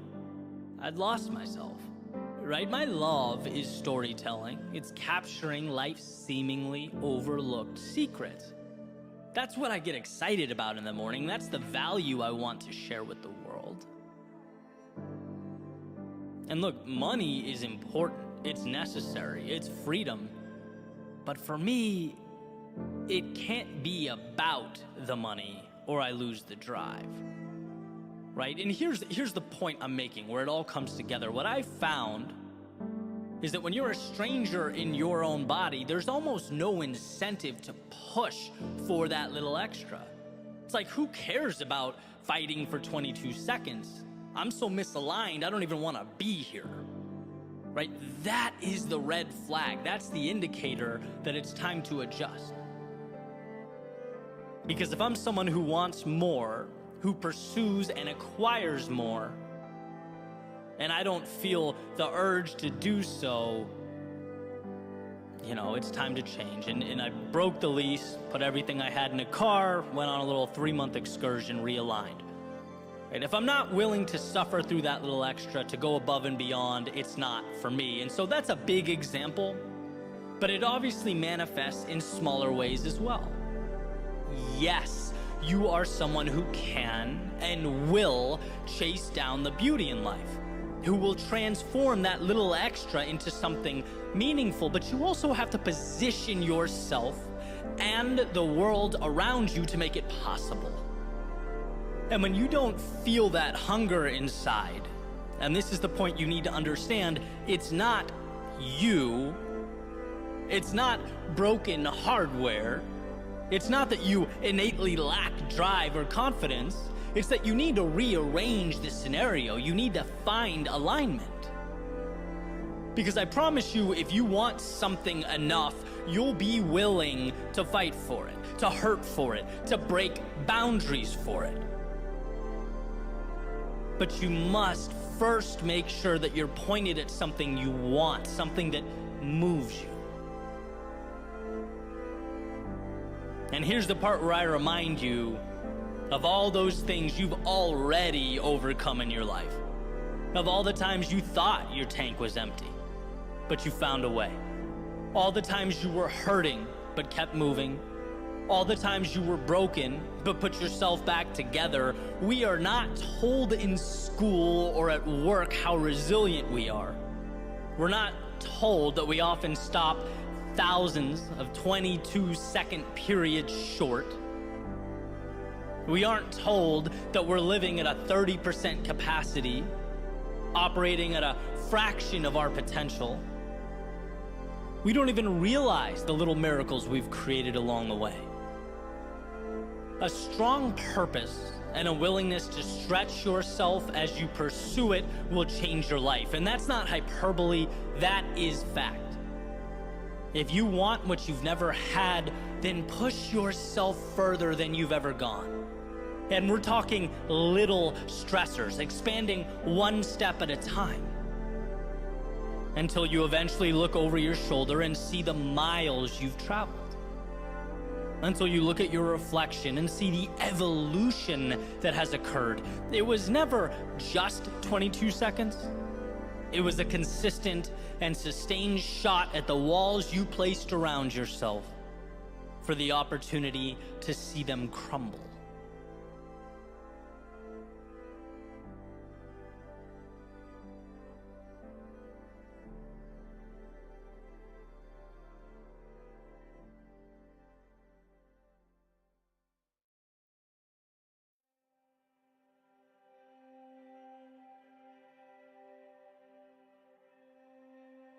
A life well lived is a dance between having the strength to walk away and having the courage to go all in. It's juggling the idea that absolutely nothing matters and the idea that every second is a blessing beyond which I'm capable of even explaining or articulating. Nothing matters, so live without limits or constraints, like you're on a once-in-a-lifetime journey. But everything matters, so know that every second along the way is perfect, a building block, a microcosm of the universe resting in the palm of your hand. And I think about this push-pull from time to time. I play with the idea that nothing matters when I need courage, when I need to convince myself to be a little bolder, reinforce the understanding that there is no pressure here. Life can only give what I'm willing to carve out. And as that clock ticks away in the background, what do I have to lose? As Mark Twain put it, it's the things we don't do that we come to regret. And then on the other side, when I need a little discipline, I play with the idea that the little things are everything. After all, two things can be true at once, and the details matter a lot. For me, getting up 2 hours earlier does make a difference. That pushing a little harder will add up. The little things become everything. And painting that portrait that had been tucked away in my imagination, well, that's done one very real, very tangible brushstroke at a time. It's participating in that dance between nothing and everything, the real and the imaginary. But for the time being, let's leave those very important little things and focus on the divine big things. Those nothings that with some vision and concentrated effort become some things. I have a friend that says to me all the time, nothing matters. And not in a nihilistic, throw your hands up and stay inside until the end of time type way. But in a way that poses the question, why wouldn't you risk it all? Nothing matters. Why wouldn't you risk seeing how far you could push, how long you could run, how much you could become? Because maybe, just maybe, this whole thing isn't as serious as we'd like to think it is. And instead of feeling confined and scared, what if you felt alive, blessed to even be here?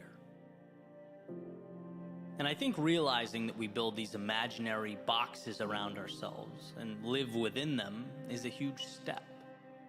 That awareness that we spend so much time reaching out for things that will save us, when in reality we simply need to set ourselves free. We need to open the gates, build bridges to the infinite opportunity that surrounds us. And when I think about this, a feeling that still comes to mind, feeling I had after 2K tests in college. Those of you that have been on the rowing machines, I'm sure you get it. But if not, picture a feeling similar to an all-out sprint for roughly 6 or 7 minutes, depending on when you cross the line. And when it was over, after I'd finished picking myself up, I would just sit in the hallway, cherish the feeling of being done. Right after pushing my body to its maximum, I'd appreciate the nothingness, the same nothingness that I'd never pay attention to at all otherwise. But in that moment, it was everything. What a gift. As you regain your composure, as your heart rate comes back down to earth, to just be still. And I still love that feeling after physical exertion, the reminder to just be thankful for a moment of serenity, a reminder that life can and will inflict upon us these periods of absolute chaos, of turbulence. And often they're very necessary. They harden us, they shape us, but they also remind us to appreciate their absence. Same thing goes, and a lot of you, I'm sure, will be able to relate to this, for something like a headache or a migraine. When they come and go in my life, it's like the second a brutal headache dissipates, that nothingness is the greatest gift I could ever imagine. The absence of pain, infinitely more valuable than any tangible acquisition. And I think in those moments, we get a glimpse of the world in its purest, simplest form, where all the nuance and detail we worry about doesn't matter much. Because look at what we have. Look how much surrounds us when we position ourselves to notice, when we simply pay attention. Tolstoy said, "If then I were asked for the most important advice I could give, that which I consider to be the most useful to the men of our century, I should simply say, in the name of God, stop a moment. Cease your work. Look around you." An incredible reminder to never forget where we are or what we were given. To remember that by breathing in the air around us, we have, in a sense, already won. And I love this because for a brief moment in time, it swings that pendulum to the nothing matters side of life. When you're living a miracle, why sweat the small stuff? And I can ask myself, why do I get so worked up? It's no big deal. Why not take the risk? What's the worst case? That I fail and have to backtrack as a now more informed and knowledgeable person? Why not stand in the face of my fears? The upside is consistently enticing. It consistently rewards. Look around and see what life has provided. How dare we waste it? And with that said, I'd also be remiss not to include this little caveat. I'm careful with the words "nothing matters." Because even though in the context I've been using it for years, it's a positive, empowering thing. It's my reminder to push boundaries. I could also see how it begs the question, well, if nothing matters, why should I care? And so let's reframe. Because it's not that nothing matters, it's that nothing outside the scope of your worldview matters. It's the acquisition of freedom, addition by the subtraction of all those externalities we let hold us back. Because you know as well as I do, it's not really the externalities that shackle you. It's your thoughts about them. So open the gate to your mind, let the detrimental out, and keep the necessary and the ideal in. Nothing matters if it doesn't align with your values and your destination. I know I say in every video, speech, podcast episode that we are the authors of our own stories. And it's because we craft our nothings and our everythings. It's because your universe, the one behind your eyes, it needs a maker every morning. And if you allow it, each sunrise can be your genesis, your own beautiful creation story. You have your hand on the dial. And so, amidst this world of infinite beauty and opportunity, look around you, soak it all in, ask yourself, what does freedom look like, feel like? Because you were put here to pursue that. And outside of those parameters, I believe that nothing matters. So why not live like it? Dream like it.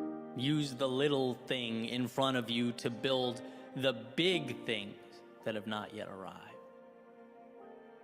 Walk away when it's misaligned and go all in when you know in your soul it's right. There is everything to gain and nothing to lose.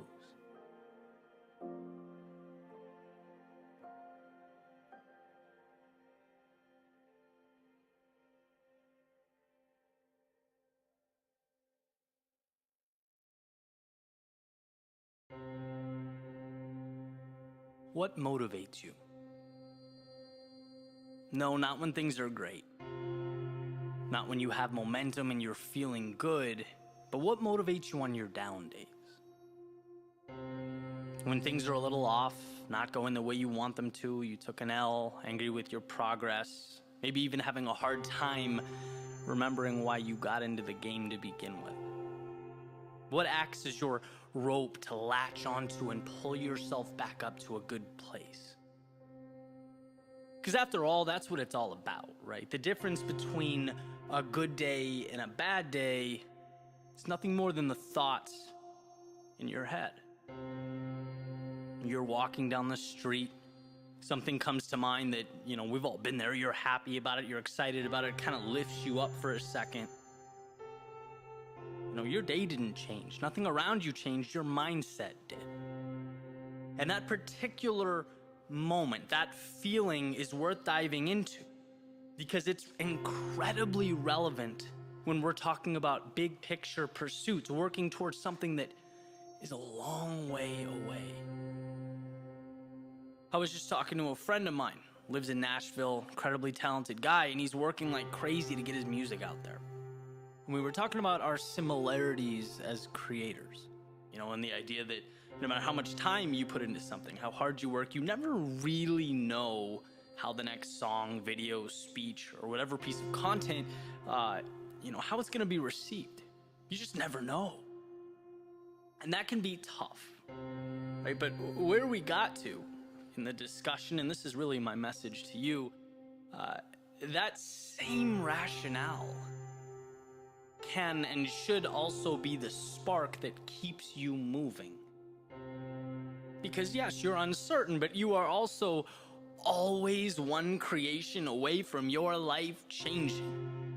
And that's the reality. Right? We are all only one creation, decision, or action away from altering our current trajectory. And that, I'll speak for myself, during my difficult times is what I latch onto, that excitement contained in the infinite possibility ahead. Maybe I haven't seen progress for X amount of time, but guess what? That says nothing about tomorrow. And I've talked about that a million times. Tomorrow can change faster than we can blink, but you have to see that. Consciously be aware. We all know how easy it is to look at our losses and think they're indicative of our potential or ceiling, but they're not. The losses, the struggle, they are the seeds to growth. And I wish every single person that's accomplished anything of significance had all their risks, setbacks, periods of self-doubt, and struggle documented somewhere so the world can see that avoiding pain and loss is not the formula. It's knowing that pain and loss are part of the process and continuing through it. Not taking it personal. Failure is not personal. It's the water that makes the plant grow. See, 90% of the game is tricking yourself, positioning yourself to feel momentum. Feel that progress. The little steps in the long journey. Setting up appointments, projects, events, creating visible benchmarks, even when they're tiny. Because when you feel like you're progressing, you're empowered. When you're empowered, you win. Remember this.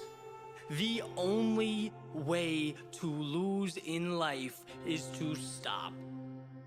It is to stop growing, stop progressing, stop failing, stop taking risks. That's it. And yeah, that might sound simple, might sound easy, right? Just don't stop. But it's not. And anyone in pursuit of something greater knows it's not. When you're beat down, when you've written 200 songs and none have hit, when you've spent money you don't even have on a film or a video and it doesn't get good reviews, when you start a company or invest in a product that doesn't meet expectations, the act of moving forward, it feels impossible, but that is the magic. I had a coach that used to always repeat the saying, success is often simply hanging on when others are letting go. Yes, you want to be great. You should. We all do. But being great comes with time. It's skill. It's hours. It's commitment. Moving forward takes no skill, no talent, just self-belief.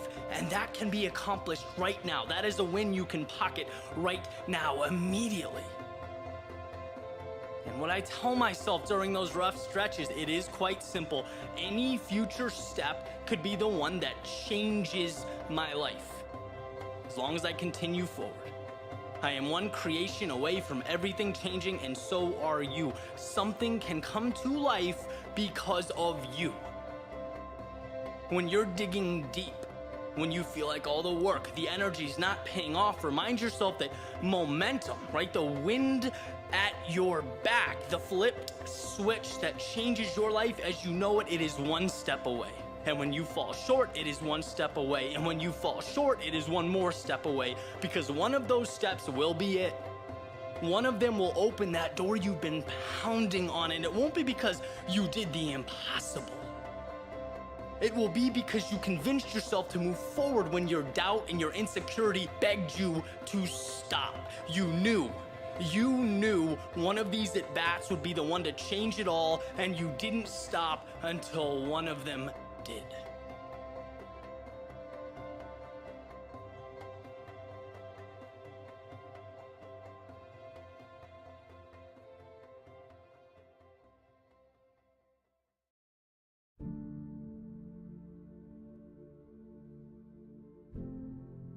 What makes human beings different from birds, cats, dogs, and chimps is that we understand the finitude of life.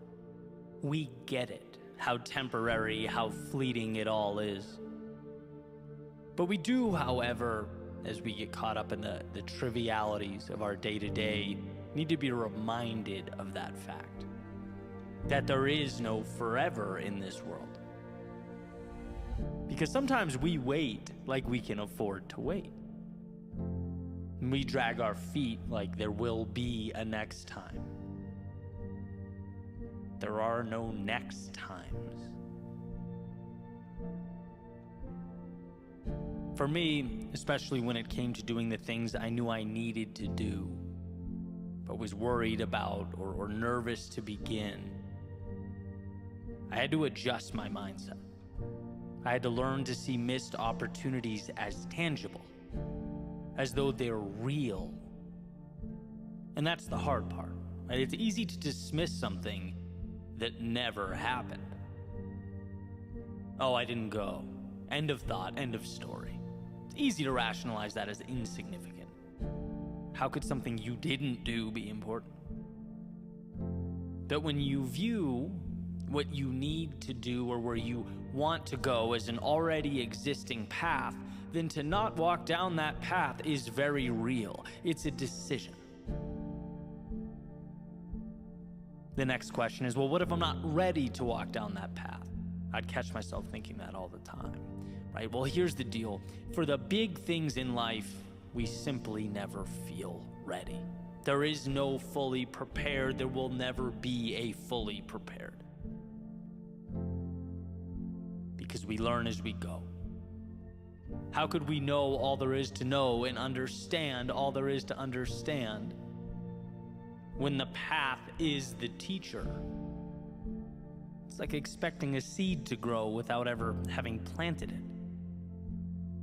Life is about being in motion, letting the world shape you.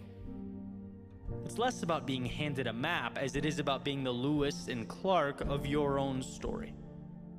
Understanding that what awaits is intimidating, it's unknown, sometimes terrifying, but simultaneously the adventure. That thing in your heart and your soul that pulls at you, that asks you to be a little bolder, a little stronger, asks you to unshackle yourself from the worry and begin your pursuit. That is your frontier. And sure, some will simply watch that clock tick away. They'll never set out on the journey.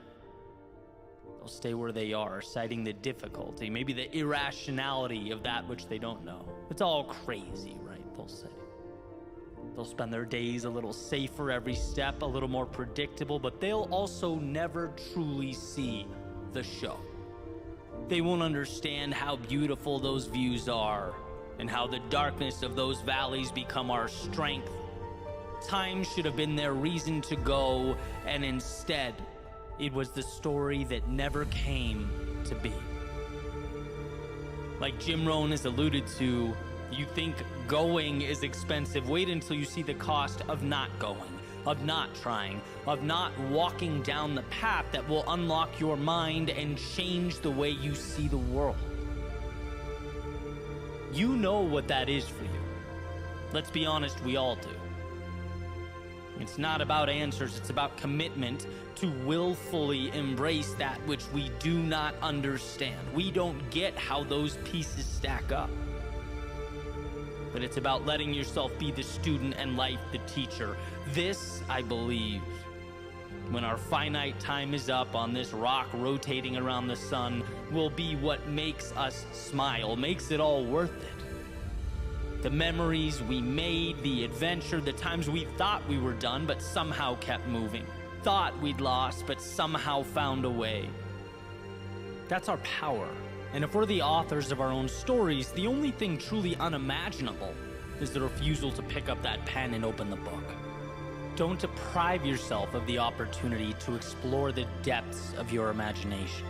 Don't hide from your greatness. Don't let what could go wrong cheat you out of all that can go right. As the saying goes, you only live once, but if you live it right, once is enough. So don't stay because of the clock, go because of the clock, live because of the clock. Its hands are pointing you to that place you most need to be.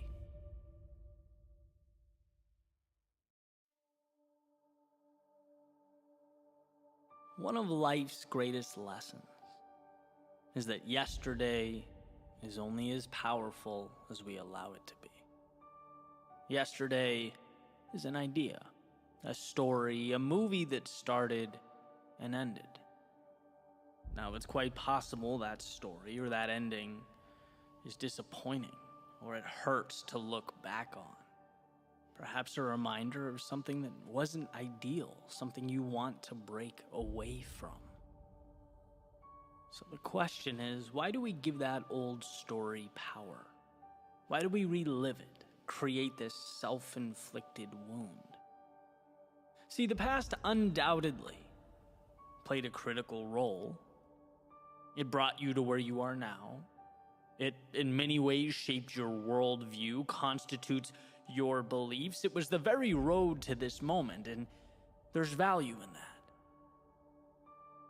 But imagine this scenario. Imagine stepping into your car, turning the keys, and thinking to yourself that you can, in this very moment, only drive down the roads you drove on yesterday. Only associate with the street signs you know, the places you've already gone. Your reality now is determined by what you've already done. So adjust and get used to it.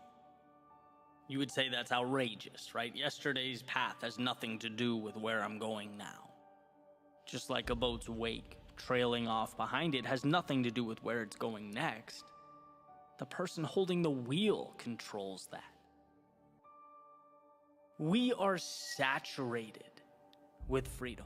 There is so much opportunity and possibility and potential in front of us that we fail to see because we can't stop thinking about that fictitious story we call yesterday.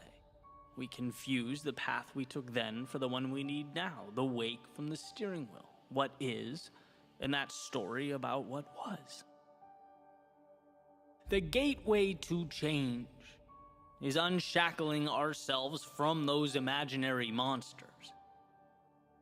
And more often than not, the answer isn't in finding some solution, it's in cutting ties with those things that no longer serve us. Then we see the world as it truly is. Then we see the magic laid out before us. And I get that it's easier said than done. Leaving a part of us behind hurts. Looking in the mirror and being vulnerable enough to say, I can be more than this. It's not easy, but it's possible. And everything starts with how we see ourselves. And when we remain captives to the past, everything about who we think ourselves to be is outdated. We're neglecting one of our superpowers, the perpetual ability to restart. And one of the most important conversations I've ever had was on this topic. It seemed trivial at the time, but I was having lunch with a friend, and we're talking, and I mentioned to her that I was full. And she goes, well, then why are you still eating? And I'm like, because I paid for it, right? I wanted to get my money's worth. And she says in a very, pragmatic way, Eddie, just because you paid for it doesn't mean you need to eat it, right? It's a sunk cost. Why don't you move on? And the whole thing seems silly, right? It's like, yeah, if you're not hungry, don't eat.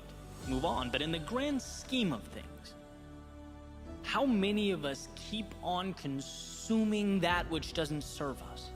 How many of us stay too long when we should be letting go? We let the path behind us dictate the one before us. See, there's a tendency to overvalue what we know, to feel so invested in how things are, even when we're not happy or it's not healthy, that we'll take the pain of now over the potential for something greater. And that's precisely why the unknown is so terrifying. It's not concrete. It's a world unsettled. And man, do we hate being unsettled. But what we fail to realize is that every time we close our eyes, take a breath, and work up the courage to step into that unknown, to leave yesterday behind us, life gives us new pieces. It resets the stage. It provides new tools to build something incredible, something more ideal, more conducive to our goals, our hopes, and our dreams. And the thought is, well, But what if things become worse than they are right now? What if I move forward and I find myself more confused, more lost? What if things are more chaotic? And that may, for a moment, be true. But what we do is we adjust. We learn things we never knew. We see things through a lens that we never could. Touch things that we never thought existed. It wasn't in staying, but in leaving, that we rediscovered who we were meant to be. That we allowed our truest selves to flourish, and worst case scenario, contrary to popular belief, it's not that the world ends. No, the worst case scenario, should you find the courage to move forward, is that you end up right back where you started. A little more confident, a little bolder, and better prepared to live this life like you never had. All that's needed is for you to convince yourself that there is more. You just need to taste the fruit, step into the sunlight. That's the difference between reality and the story in your head. Reality is that this world has for you everything you need to change, to grow, explore, build a life that means something. It has the support structures and the resources for you to pull yourself back up every time you fall. To say, okay, that hurt, but now let's try a different angle. There is undoubtedly what you need. And the question is never whether the X on that treasure map exists. Trust me, it's there. The question is whether you can pause that story in your head. The tales of a dark, mean, and scary world trying to hold you down. Pause the idea that you're nothing more than the you of yesterday. You're nothing more than how people knew you to be. Pause the idea that you're nothing without that job title or that relationship. Pause the idea that you need him or her or them in your life. Every day you wake up, you are a blank canvas. Who cares about yesterday? What do you want to paint now? When you walk out your front door, where do you want to go now? Step outside that circle of familiarity. See how artificial and in some cases ridiculous these boundaries are that we place around ourselves.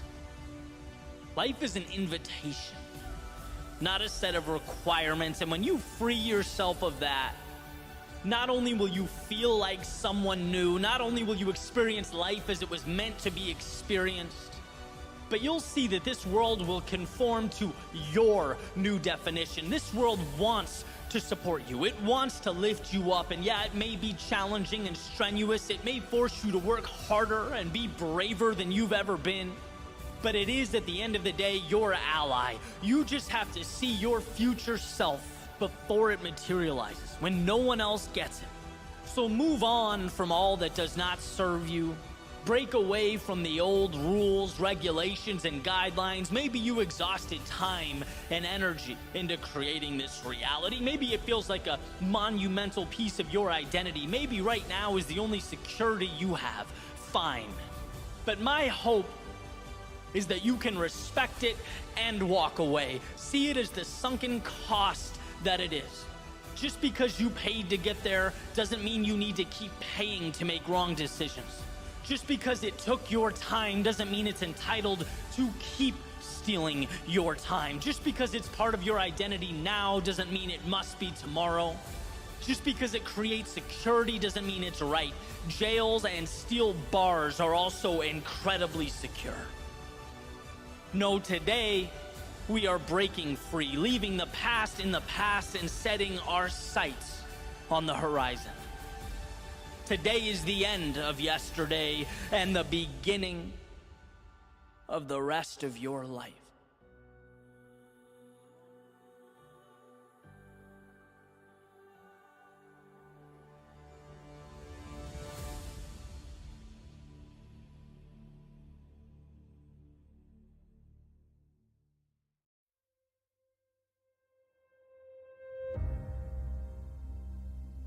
If you're lucky enough to be different, don't let go. I spend a lot of my time and energy exploring the power of perspective. How our reality is determined by how we interpret what's in front of us. How one person can look at one thing and see pain or a problem or a barrier, and another person can look at that exact same thing and see opportunity or a future win or a bridge to something better. And I think one of the best examples of this is how we perceive those qualities that make us unique. Those things that put us in a different category. Maybe we're a little hesitant to fully embrace because they're not common. And when it comes to that which separates us from everyone else, well, I believe we have a decision to make. I'm going to go back to Robert Frost's fork in the road, right? He says, 2 paths diverged in a wood. I took the one least traveled by, and that made all the difference. On the surface, you could easily brush this off as trivial. It's like, oh, nice, that's cute. He took the path less traveled by. But what does that mean? As it turns out, it means a lot. It means instead of burying what makes him different, he made it his battle cry. Instead of slipping under the radar and sneaking through life like so many of us do, he signed the dotted line for the pain of being a beginner, the struggle of being uncertain, the discipline and sometimes torturous road that is turning a passion into excellence, trading peace of mind for the pursuit of meaning in life. Exploring what makes you unique, it takes courage. And in that message, he chooses courage. Because it's not just that you're alone. Taking that path means every step of the way, your mind screams at you reminders that you're alone. It's not just fighting traffic patterns, it's fighting your DNA. It's resisting that impulse to please sit down, shut up, and blend in. So is it a trivial decision? I'd say not really. Maybe even the most important decision you can make. Because I promise you it's not your commonality with those around you that will bring fulfillment, that will leave a mark on your life and the world that surrounds you. No, it's that thing that's unequivocally you, that's a little out there, that's somewhat strange, that you don't know why, but its gravitational force pulls and pulls and pulls. A tug of war, where one side begs you to just relax, conform, do less, begs you to never be laughed at or criticized, to take the easy road. Then you have the other side, poking, prodding, asking you, hey, yeah, but what if? What if you sacrificed the comfort of right now? What if you explored? What if you took that which you love and you ran with it? What if you worked for a delayed payday? What if for a moment in time, when people ask you what the plan is, you have to look back and say, you know what, I'm not quite sure what I'm building, but I'll keep pivoting until it's so clear you can see it from the moon. Those are the paths that pull us apart. And every time I've lost my way, it's because I've doubted my unique path. And I mean that every time. It's when I become impatient with the journey or look around and see someone else winning in a different arena using different methods, different strategies, see the latest trends and success formulas. Hey man, I want part of that, right? I'm human. I want to win. I want to succeed. But just like a little opening is enough to let in the outside water that sinks the boat, well, a little bit of doubt is enough to derail your process. A process that you have to believe in, protect, nurture. A process that I've come to separate into 2 pieces. Number 1, believing that the exploration of that thing that makes you unique, it's valuable. That your abilities mean something. They're not inconsequential. They're not stupid or trivial or unnecessary. If it means something to you, it will most certainly mean something to others. And you bringing it to life not only helps yourself evolve, grow, flourish, it helps the world.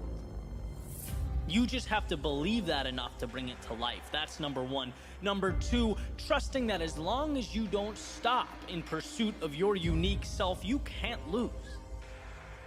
You can't lose. And I don't mean continuing to ram a square peg into a round hole. I mean growing, learning, experimenting, seeing what works. There's a saying that when you hit a dead end, it's not that the goal or the dream should be abandoned. It means the plan needs to be changed or adjusted. And as you get better and more experienced and continually work to adjust your strategy and your plans, learn from your mistakes, it becomes a matter of time. You increase the odds with every step forward. Being different is the most precious thing afforded to you. But to realize that miracle requires a combination of both the mythical and the practical, the imaginary and the real. Dream that dream, visualize that growth, create a world out of those ideas that don't exist yet. But also understand that the conversion process from dream to reality is a practical one. It requires repetition. Learning, losing, adjusting, and people don't like that. It's much easier to blend in than spend years pushing through the agony of setting yourself apart. But it's worth it. And the evidence is so obvious, so plainly pointing to the fact that we only celebrate the outcasts, the crazy ones. We sit around campfires, listen to lectures, watch movies and documentaries about the people that had every reason to doubt themselves, but kept moving forward. About the people who could have swept their unique abilities under the rug, but instead used them as their foundation for everything. Not being distracted by what's popular or how anyone else lives or operates. Not seeking to be anyone but themselves, knowing that that is enough. Knowing it's the seed to something precious. The only question is, will you provide the right conditions and nourishment for that little seed to grow? Will you do what so few people have the courage to do? Let their authentic selves shine through. Let who they are emerge. Emerson has a quote. He says, "To be yourself in a world that's constantly trying to make you something else is the greatest accomplishment." He goes on to say, "My life should be unique. It should be an alms, a battle, a conquest, a medicine." And see, perpetual happiness is a fool's errand. No, life is full of trials and tribulations and ups and downs. But fulfillment comes from that quest for meaning, for more, for building something, for creating your unique self, a process, a pursuit that must be chiseled from stone. It's never given or provided. It has to be found. Take it. And as Emerson beautifully implies, now is the time. The question is, what are you going to make with this once-in-a-lifetime opportunity? What will you make of the possibilities that only you know, only you understand, that only you can bring to life? Never doubt yourself, or your gifts, or the things that set you apart. You don't need everyone else to believe in them. You just need to convince yourself. Everything else, it falls right into place.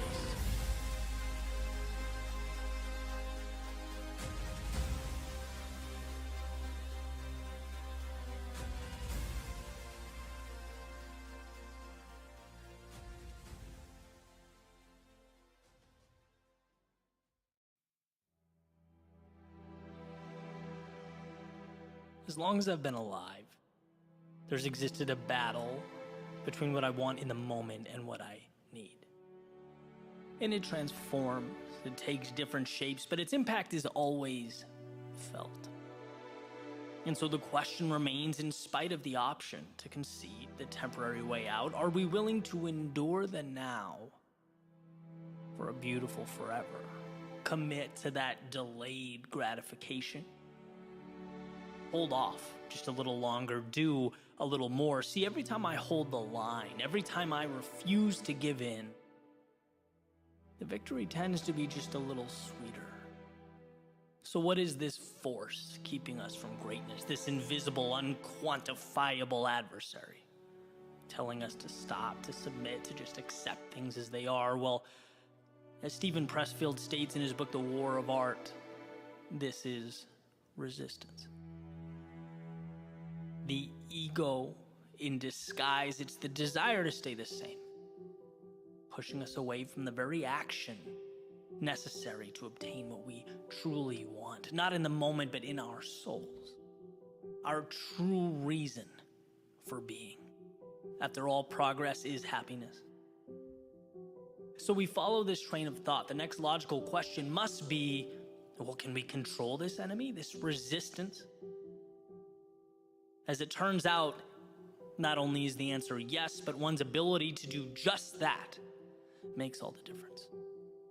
We can harness that demon that lobbies so hard for the status quo. We can learn to laugh every time it throws a fit when we attempt to change ourselves, our situation, our environment. It can be told no.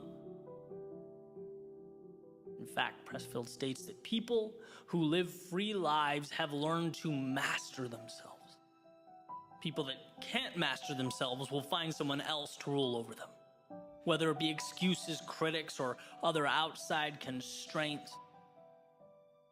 See, the answer couldn't be simpler. It's not easy, but it's simple. Show up. And as a writer, I really resonated with this line. The hardest part isn't writing, it's sitting down to write. It's arriving. And now life can flow through you. You're able to be that messenger that carries the divine so that it can be shared with the world, distributed to the masses. But you must first say no to that voice proclaiming that it's not important, that it doesn't matter. You must tear down the idea that you're not good enough. Walk up and sit in that metaphorical seat, whatever it is for you. Begin speaking, writing, painting, analyzing, constructing, devising, but you must sit down and begin. That is the essence of the war of art. The war that is you versus you, that resistance. Proclaiming that your next move is too little to matter, that the same is the best. But you have to see beyond what's in front of you. It's why the author is so adamant about not giving in, saying if you cave in today, you're twice as likely to cave in tomorrow. It's like talking to a telemarketer. You cave, you give an inch, and it's over. See those little decisions? The ones we're so inclined to overlook, the ones we say, we'll come back tomorrow. They're insignificant. That's essentially making a hole right through the center of a dam. Eventually, the entire thing is coming down. But the good news, those same little decisions are within your grasp. You can own them, master them, and ultimately master yourself. Start by simply showing up when you don't want to, because this is war, and this war, the one fought every day, is what will ultimately hand you the keys to the kingdom.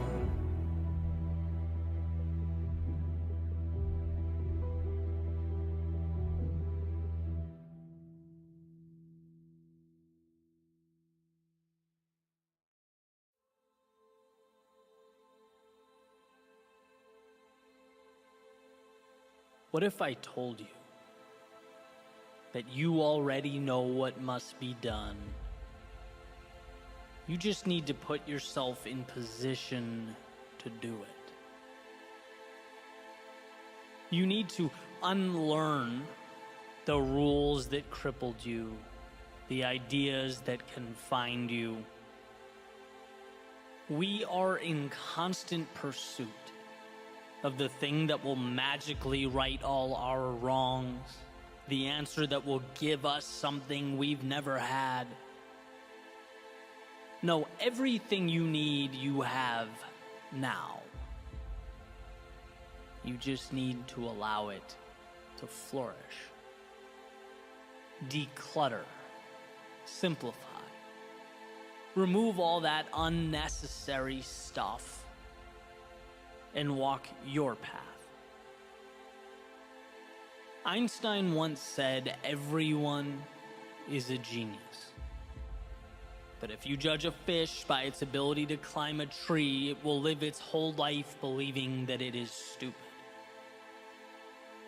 And what's great about this is the idea that who we are is not found. It's acknowledged. It's accepted.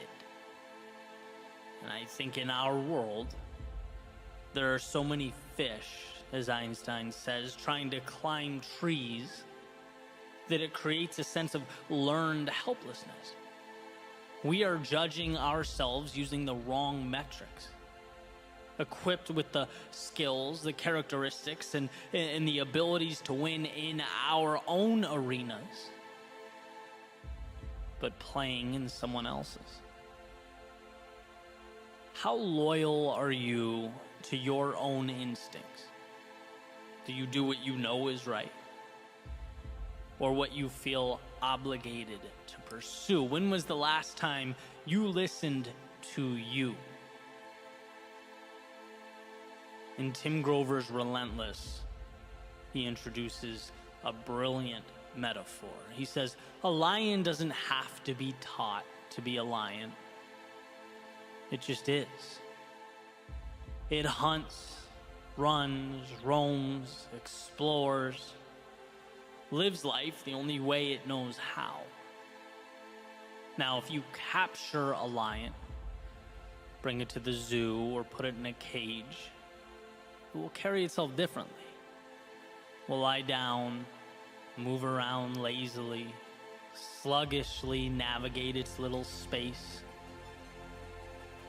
To passersby, they'd never know what that lion really is.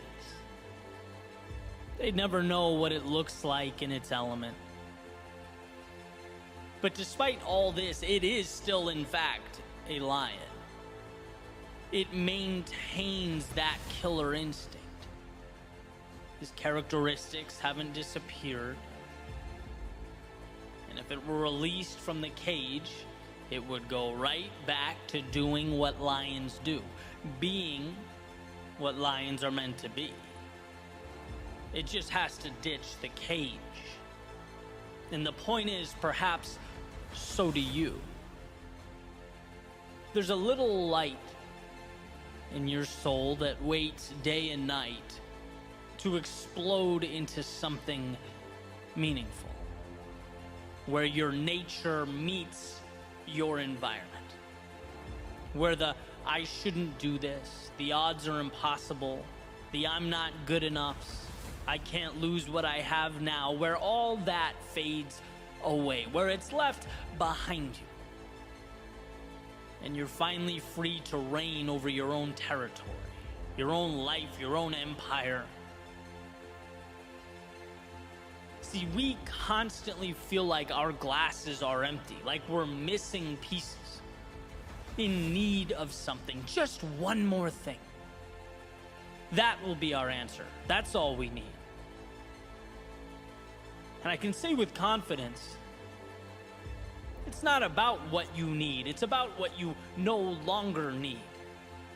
It's about mitigating the noise so what matters can shine through.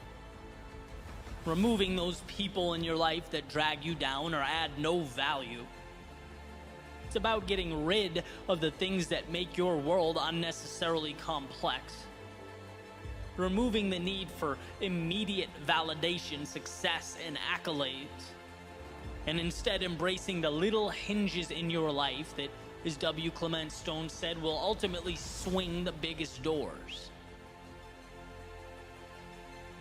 We all have the lock, the key, and the map right there, amidst the trivialities of our day-to-day. And we walk right by them, look right at them, we pick them up and put them down. But have we learned to truly see them? Everything starts with that awareness. My life did not change until I recognized that. Until I began asking myself questions I'd never asked before. Big picture questions. Obvious questions. But just because it's obvious doesn't mean it's always intuitive. Right? What do I want out of life? What is important to me? What's something I love doing that I can dedicate myself to? That I can commit to being great at long term? That I'm so immersed in that when the inevitable down times arrive, the losses, when the doubt and insecurity creeps in, I can keep moving forward because I'm so in love with the process that I don't let the little things like that define me. As Jordan Peterson famously puts it, choose your sacrifice. A life of meaning isn't easy, but there's nothing more fulfilling. Because when you embark upon that journey, it allows for the evolution of the self. We can become something more. As Nietzsche says, those who have a why to live can bear almost any how. We equip ourselves for anything the universe can throw at us. We position ourselves to evolve. Viktor Frankl says man's main concern is not to gain pleasure or to avoid pain, but rather to see meaning in his life. To align yourself with and pursue that which is your reason for living, that's how we transcend the day-to-day life we've come to know. When we breathe in possibility, dance with the infinite, and of course, something of this magnitude. It consists of ups and downs. It's not the easy road, but it's the one worth taking. Our metaphorical lion doesn't succeed every time he's prowling for food, but he doesn't roll over and die. He doesn't recede or quit being a lion. He gets up tomorrow and does it again. Because it's who the lion is. And while life doesn't unfold until you find that same thing for yourself. And people say, well, I don't know. That's the problem. I have no idea. That's not the problem. That's the essence of life. That's the beauty. You're here to explore and find that for yourself. But the power is knowing you're not looking for something or someone to save you. You're looking for an environment in which you can best be you. You're looking for the right terrain to share your gift with the world.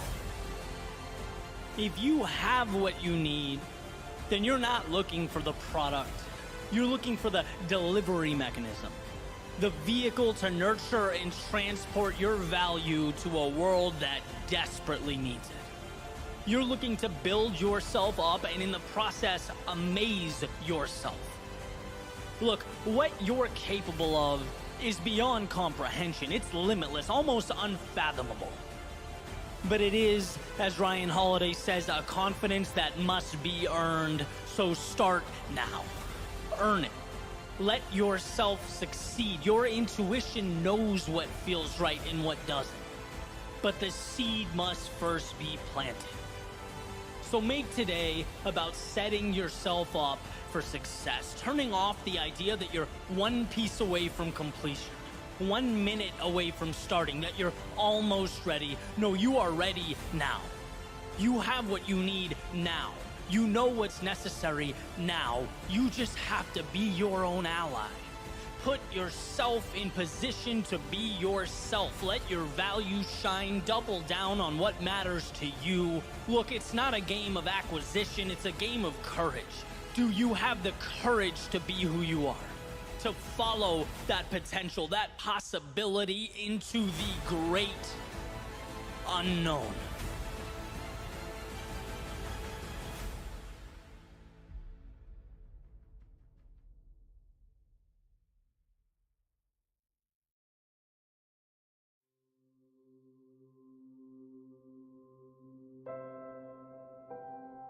What is the complex but an accumulation of that which is simple? What are big things, if not just a multitude of little things? There's comfort in the understanding that all we have in life, all there is simplicity, easy to understand pieces.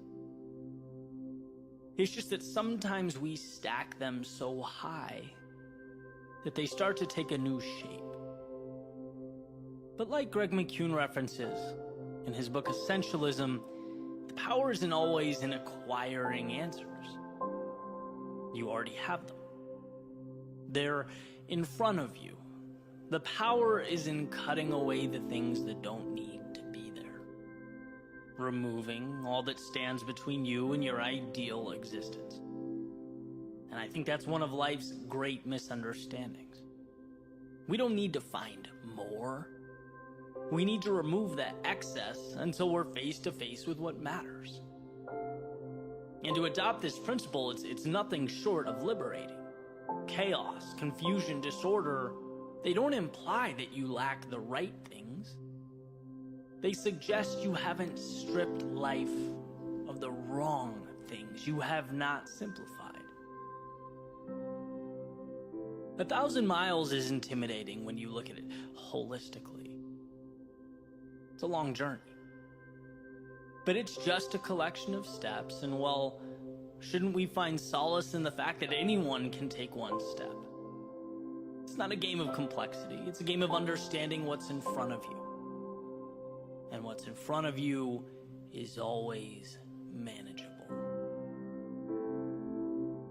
So much of our stress stems from forgetting what that journey is made of. Whether it's a change in career, mastery of an art, some kind of personal transformation, the result we want, when looking at it from the starting line, it's too complex to understand, too many pieces stacked up. So let's break it down. Let's find the foundation. What's really there? What are the 1, 2, 3 things we need to do? What is that golden question? What matters? If you lose sight of that, then you will stumble through life. I've learned this. I've lived it. The time I take to myself every day is invaluable to me because I ask myself those 2 questions. What matters? And what are the simple steps I need to take? Right? What can I remove? I was talking about this during an interview this week. My personal growth. And one of the most important aspects has been the understanding and the zeroing in on what's important. I used to take so much pride in composing the background music to these speeches, end to end. Right? I used to love to be able to say I did it all. That was, so I thought, the great differentiator. But ultimately, I learned to take a step back and ask what matters here. What do you care about? It's the storytelling that I love. It's the impact. And let's be real, no one cares who wrote the background music. It's holistically, how does the piece make you feel? Right? And this understanding allowed me to cut away. License the music, save 2 days a week, acquire clarity, and realize my goal is not to be Mozart. My journey is to be one of the great communicators, storytellers of our time, and if a day goes by where I'm not taking a little step towards that, it's the wrong move. Small example in the grand scheme of things, but right on point. It's the power in understanding what matters that makes a difference, that allows you to grow, evolve. And I'm confident that this not only applies to long-term pursuits, but also our challenging times, the dark moments, the periods of uncertainty and discontent. Same concept. Where do you want to be, and how do you get there? What's the simple thing you can do to close that gap? Because you are never helpless. You can always do something, and my friends, those little somethings ultimately evolve into everything. And when we put our phone away, step beyond the noise, spend time with ourselves, we can see how much of life is running in place. Stacking and stacking pieces that aren't even part of the masterpiece we're trying to assemble. If you want answers, start with the understanding that they're buried under mountains of things you don't need. So cut away. Cut away the people and places and things that convolute your story. Cut away the exhaustion of time that provides no value in return. Cut away the thoughts that make life more complex than your journey from where you are to where you'd like to be. As you stand right now, you have everything you need, and there's nothing greater than that, nothing more powerful than that understanding.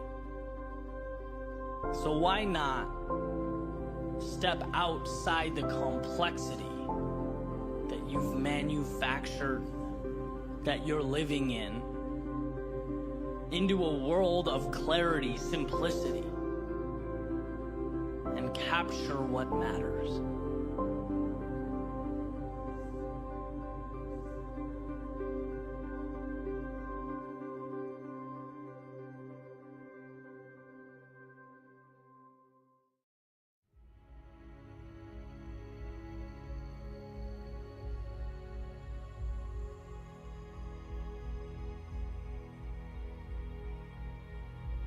If you have built your castles in the air, your work need not be lost. That is where they should be. Now put the foundations under them.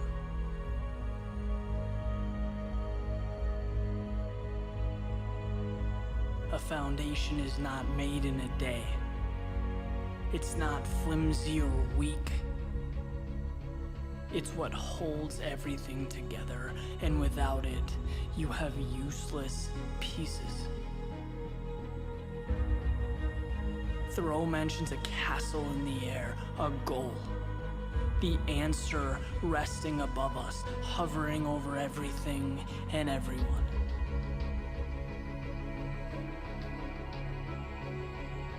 But until we put life into it, that castle remains four walls and empty space. It stays part of an imaginary world. See, most people never get there because they don't understand they have complete authority over what's real. They set the guidelines with a magic that looks a lot like a single step forward, with fiction that very closely resembles progress. Edison said opportunity is missed by most people because it's dressed in overalls and looks like hard work. It's not.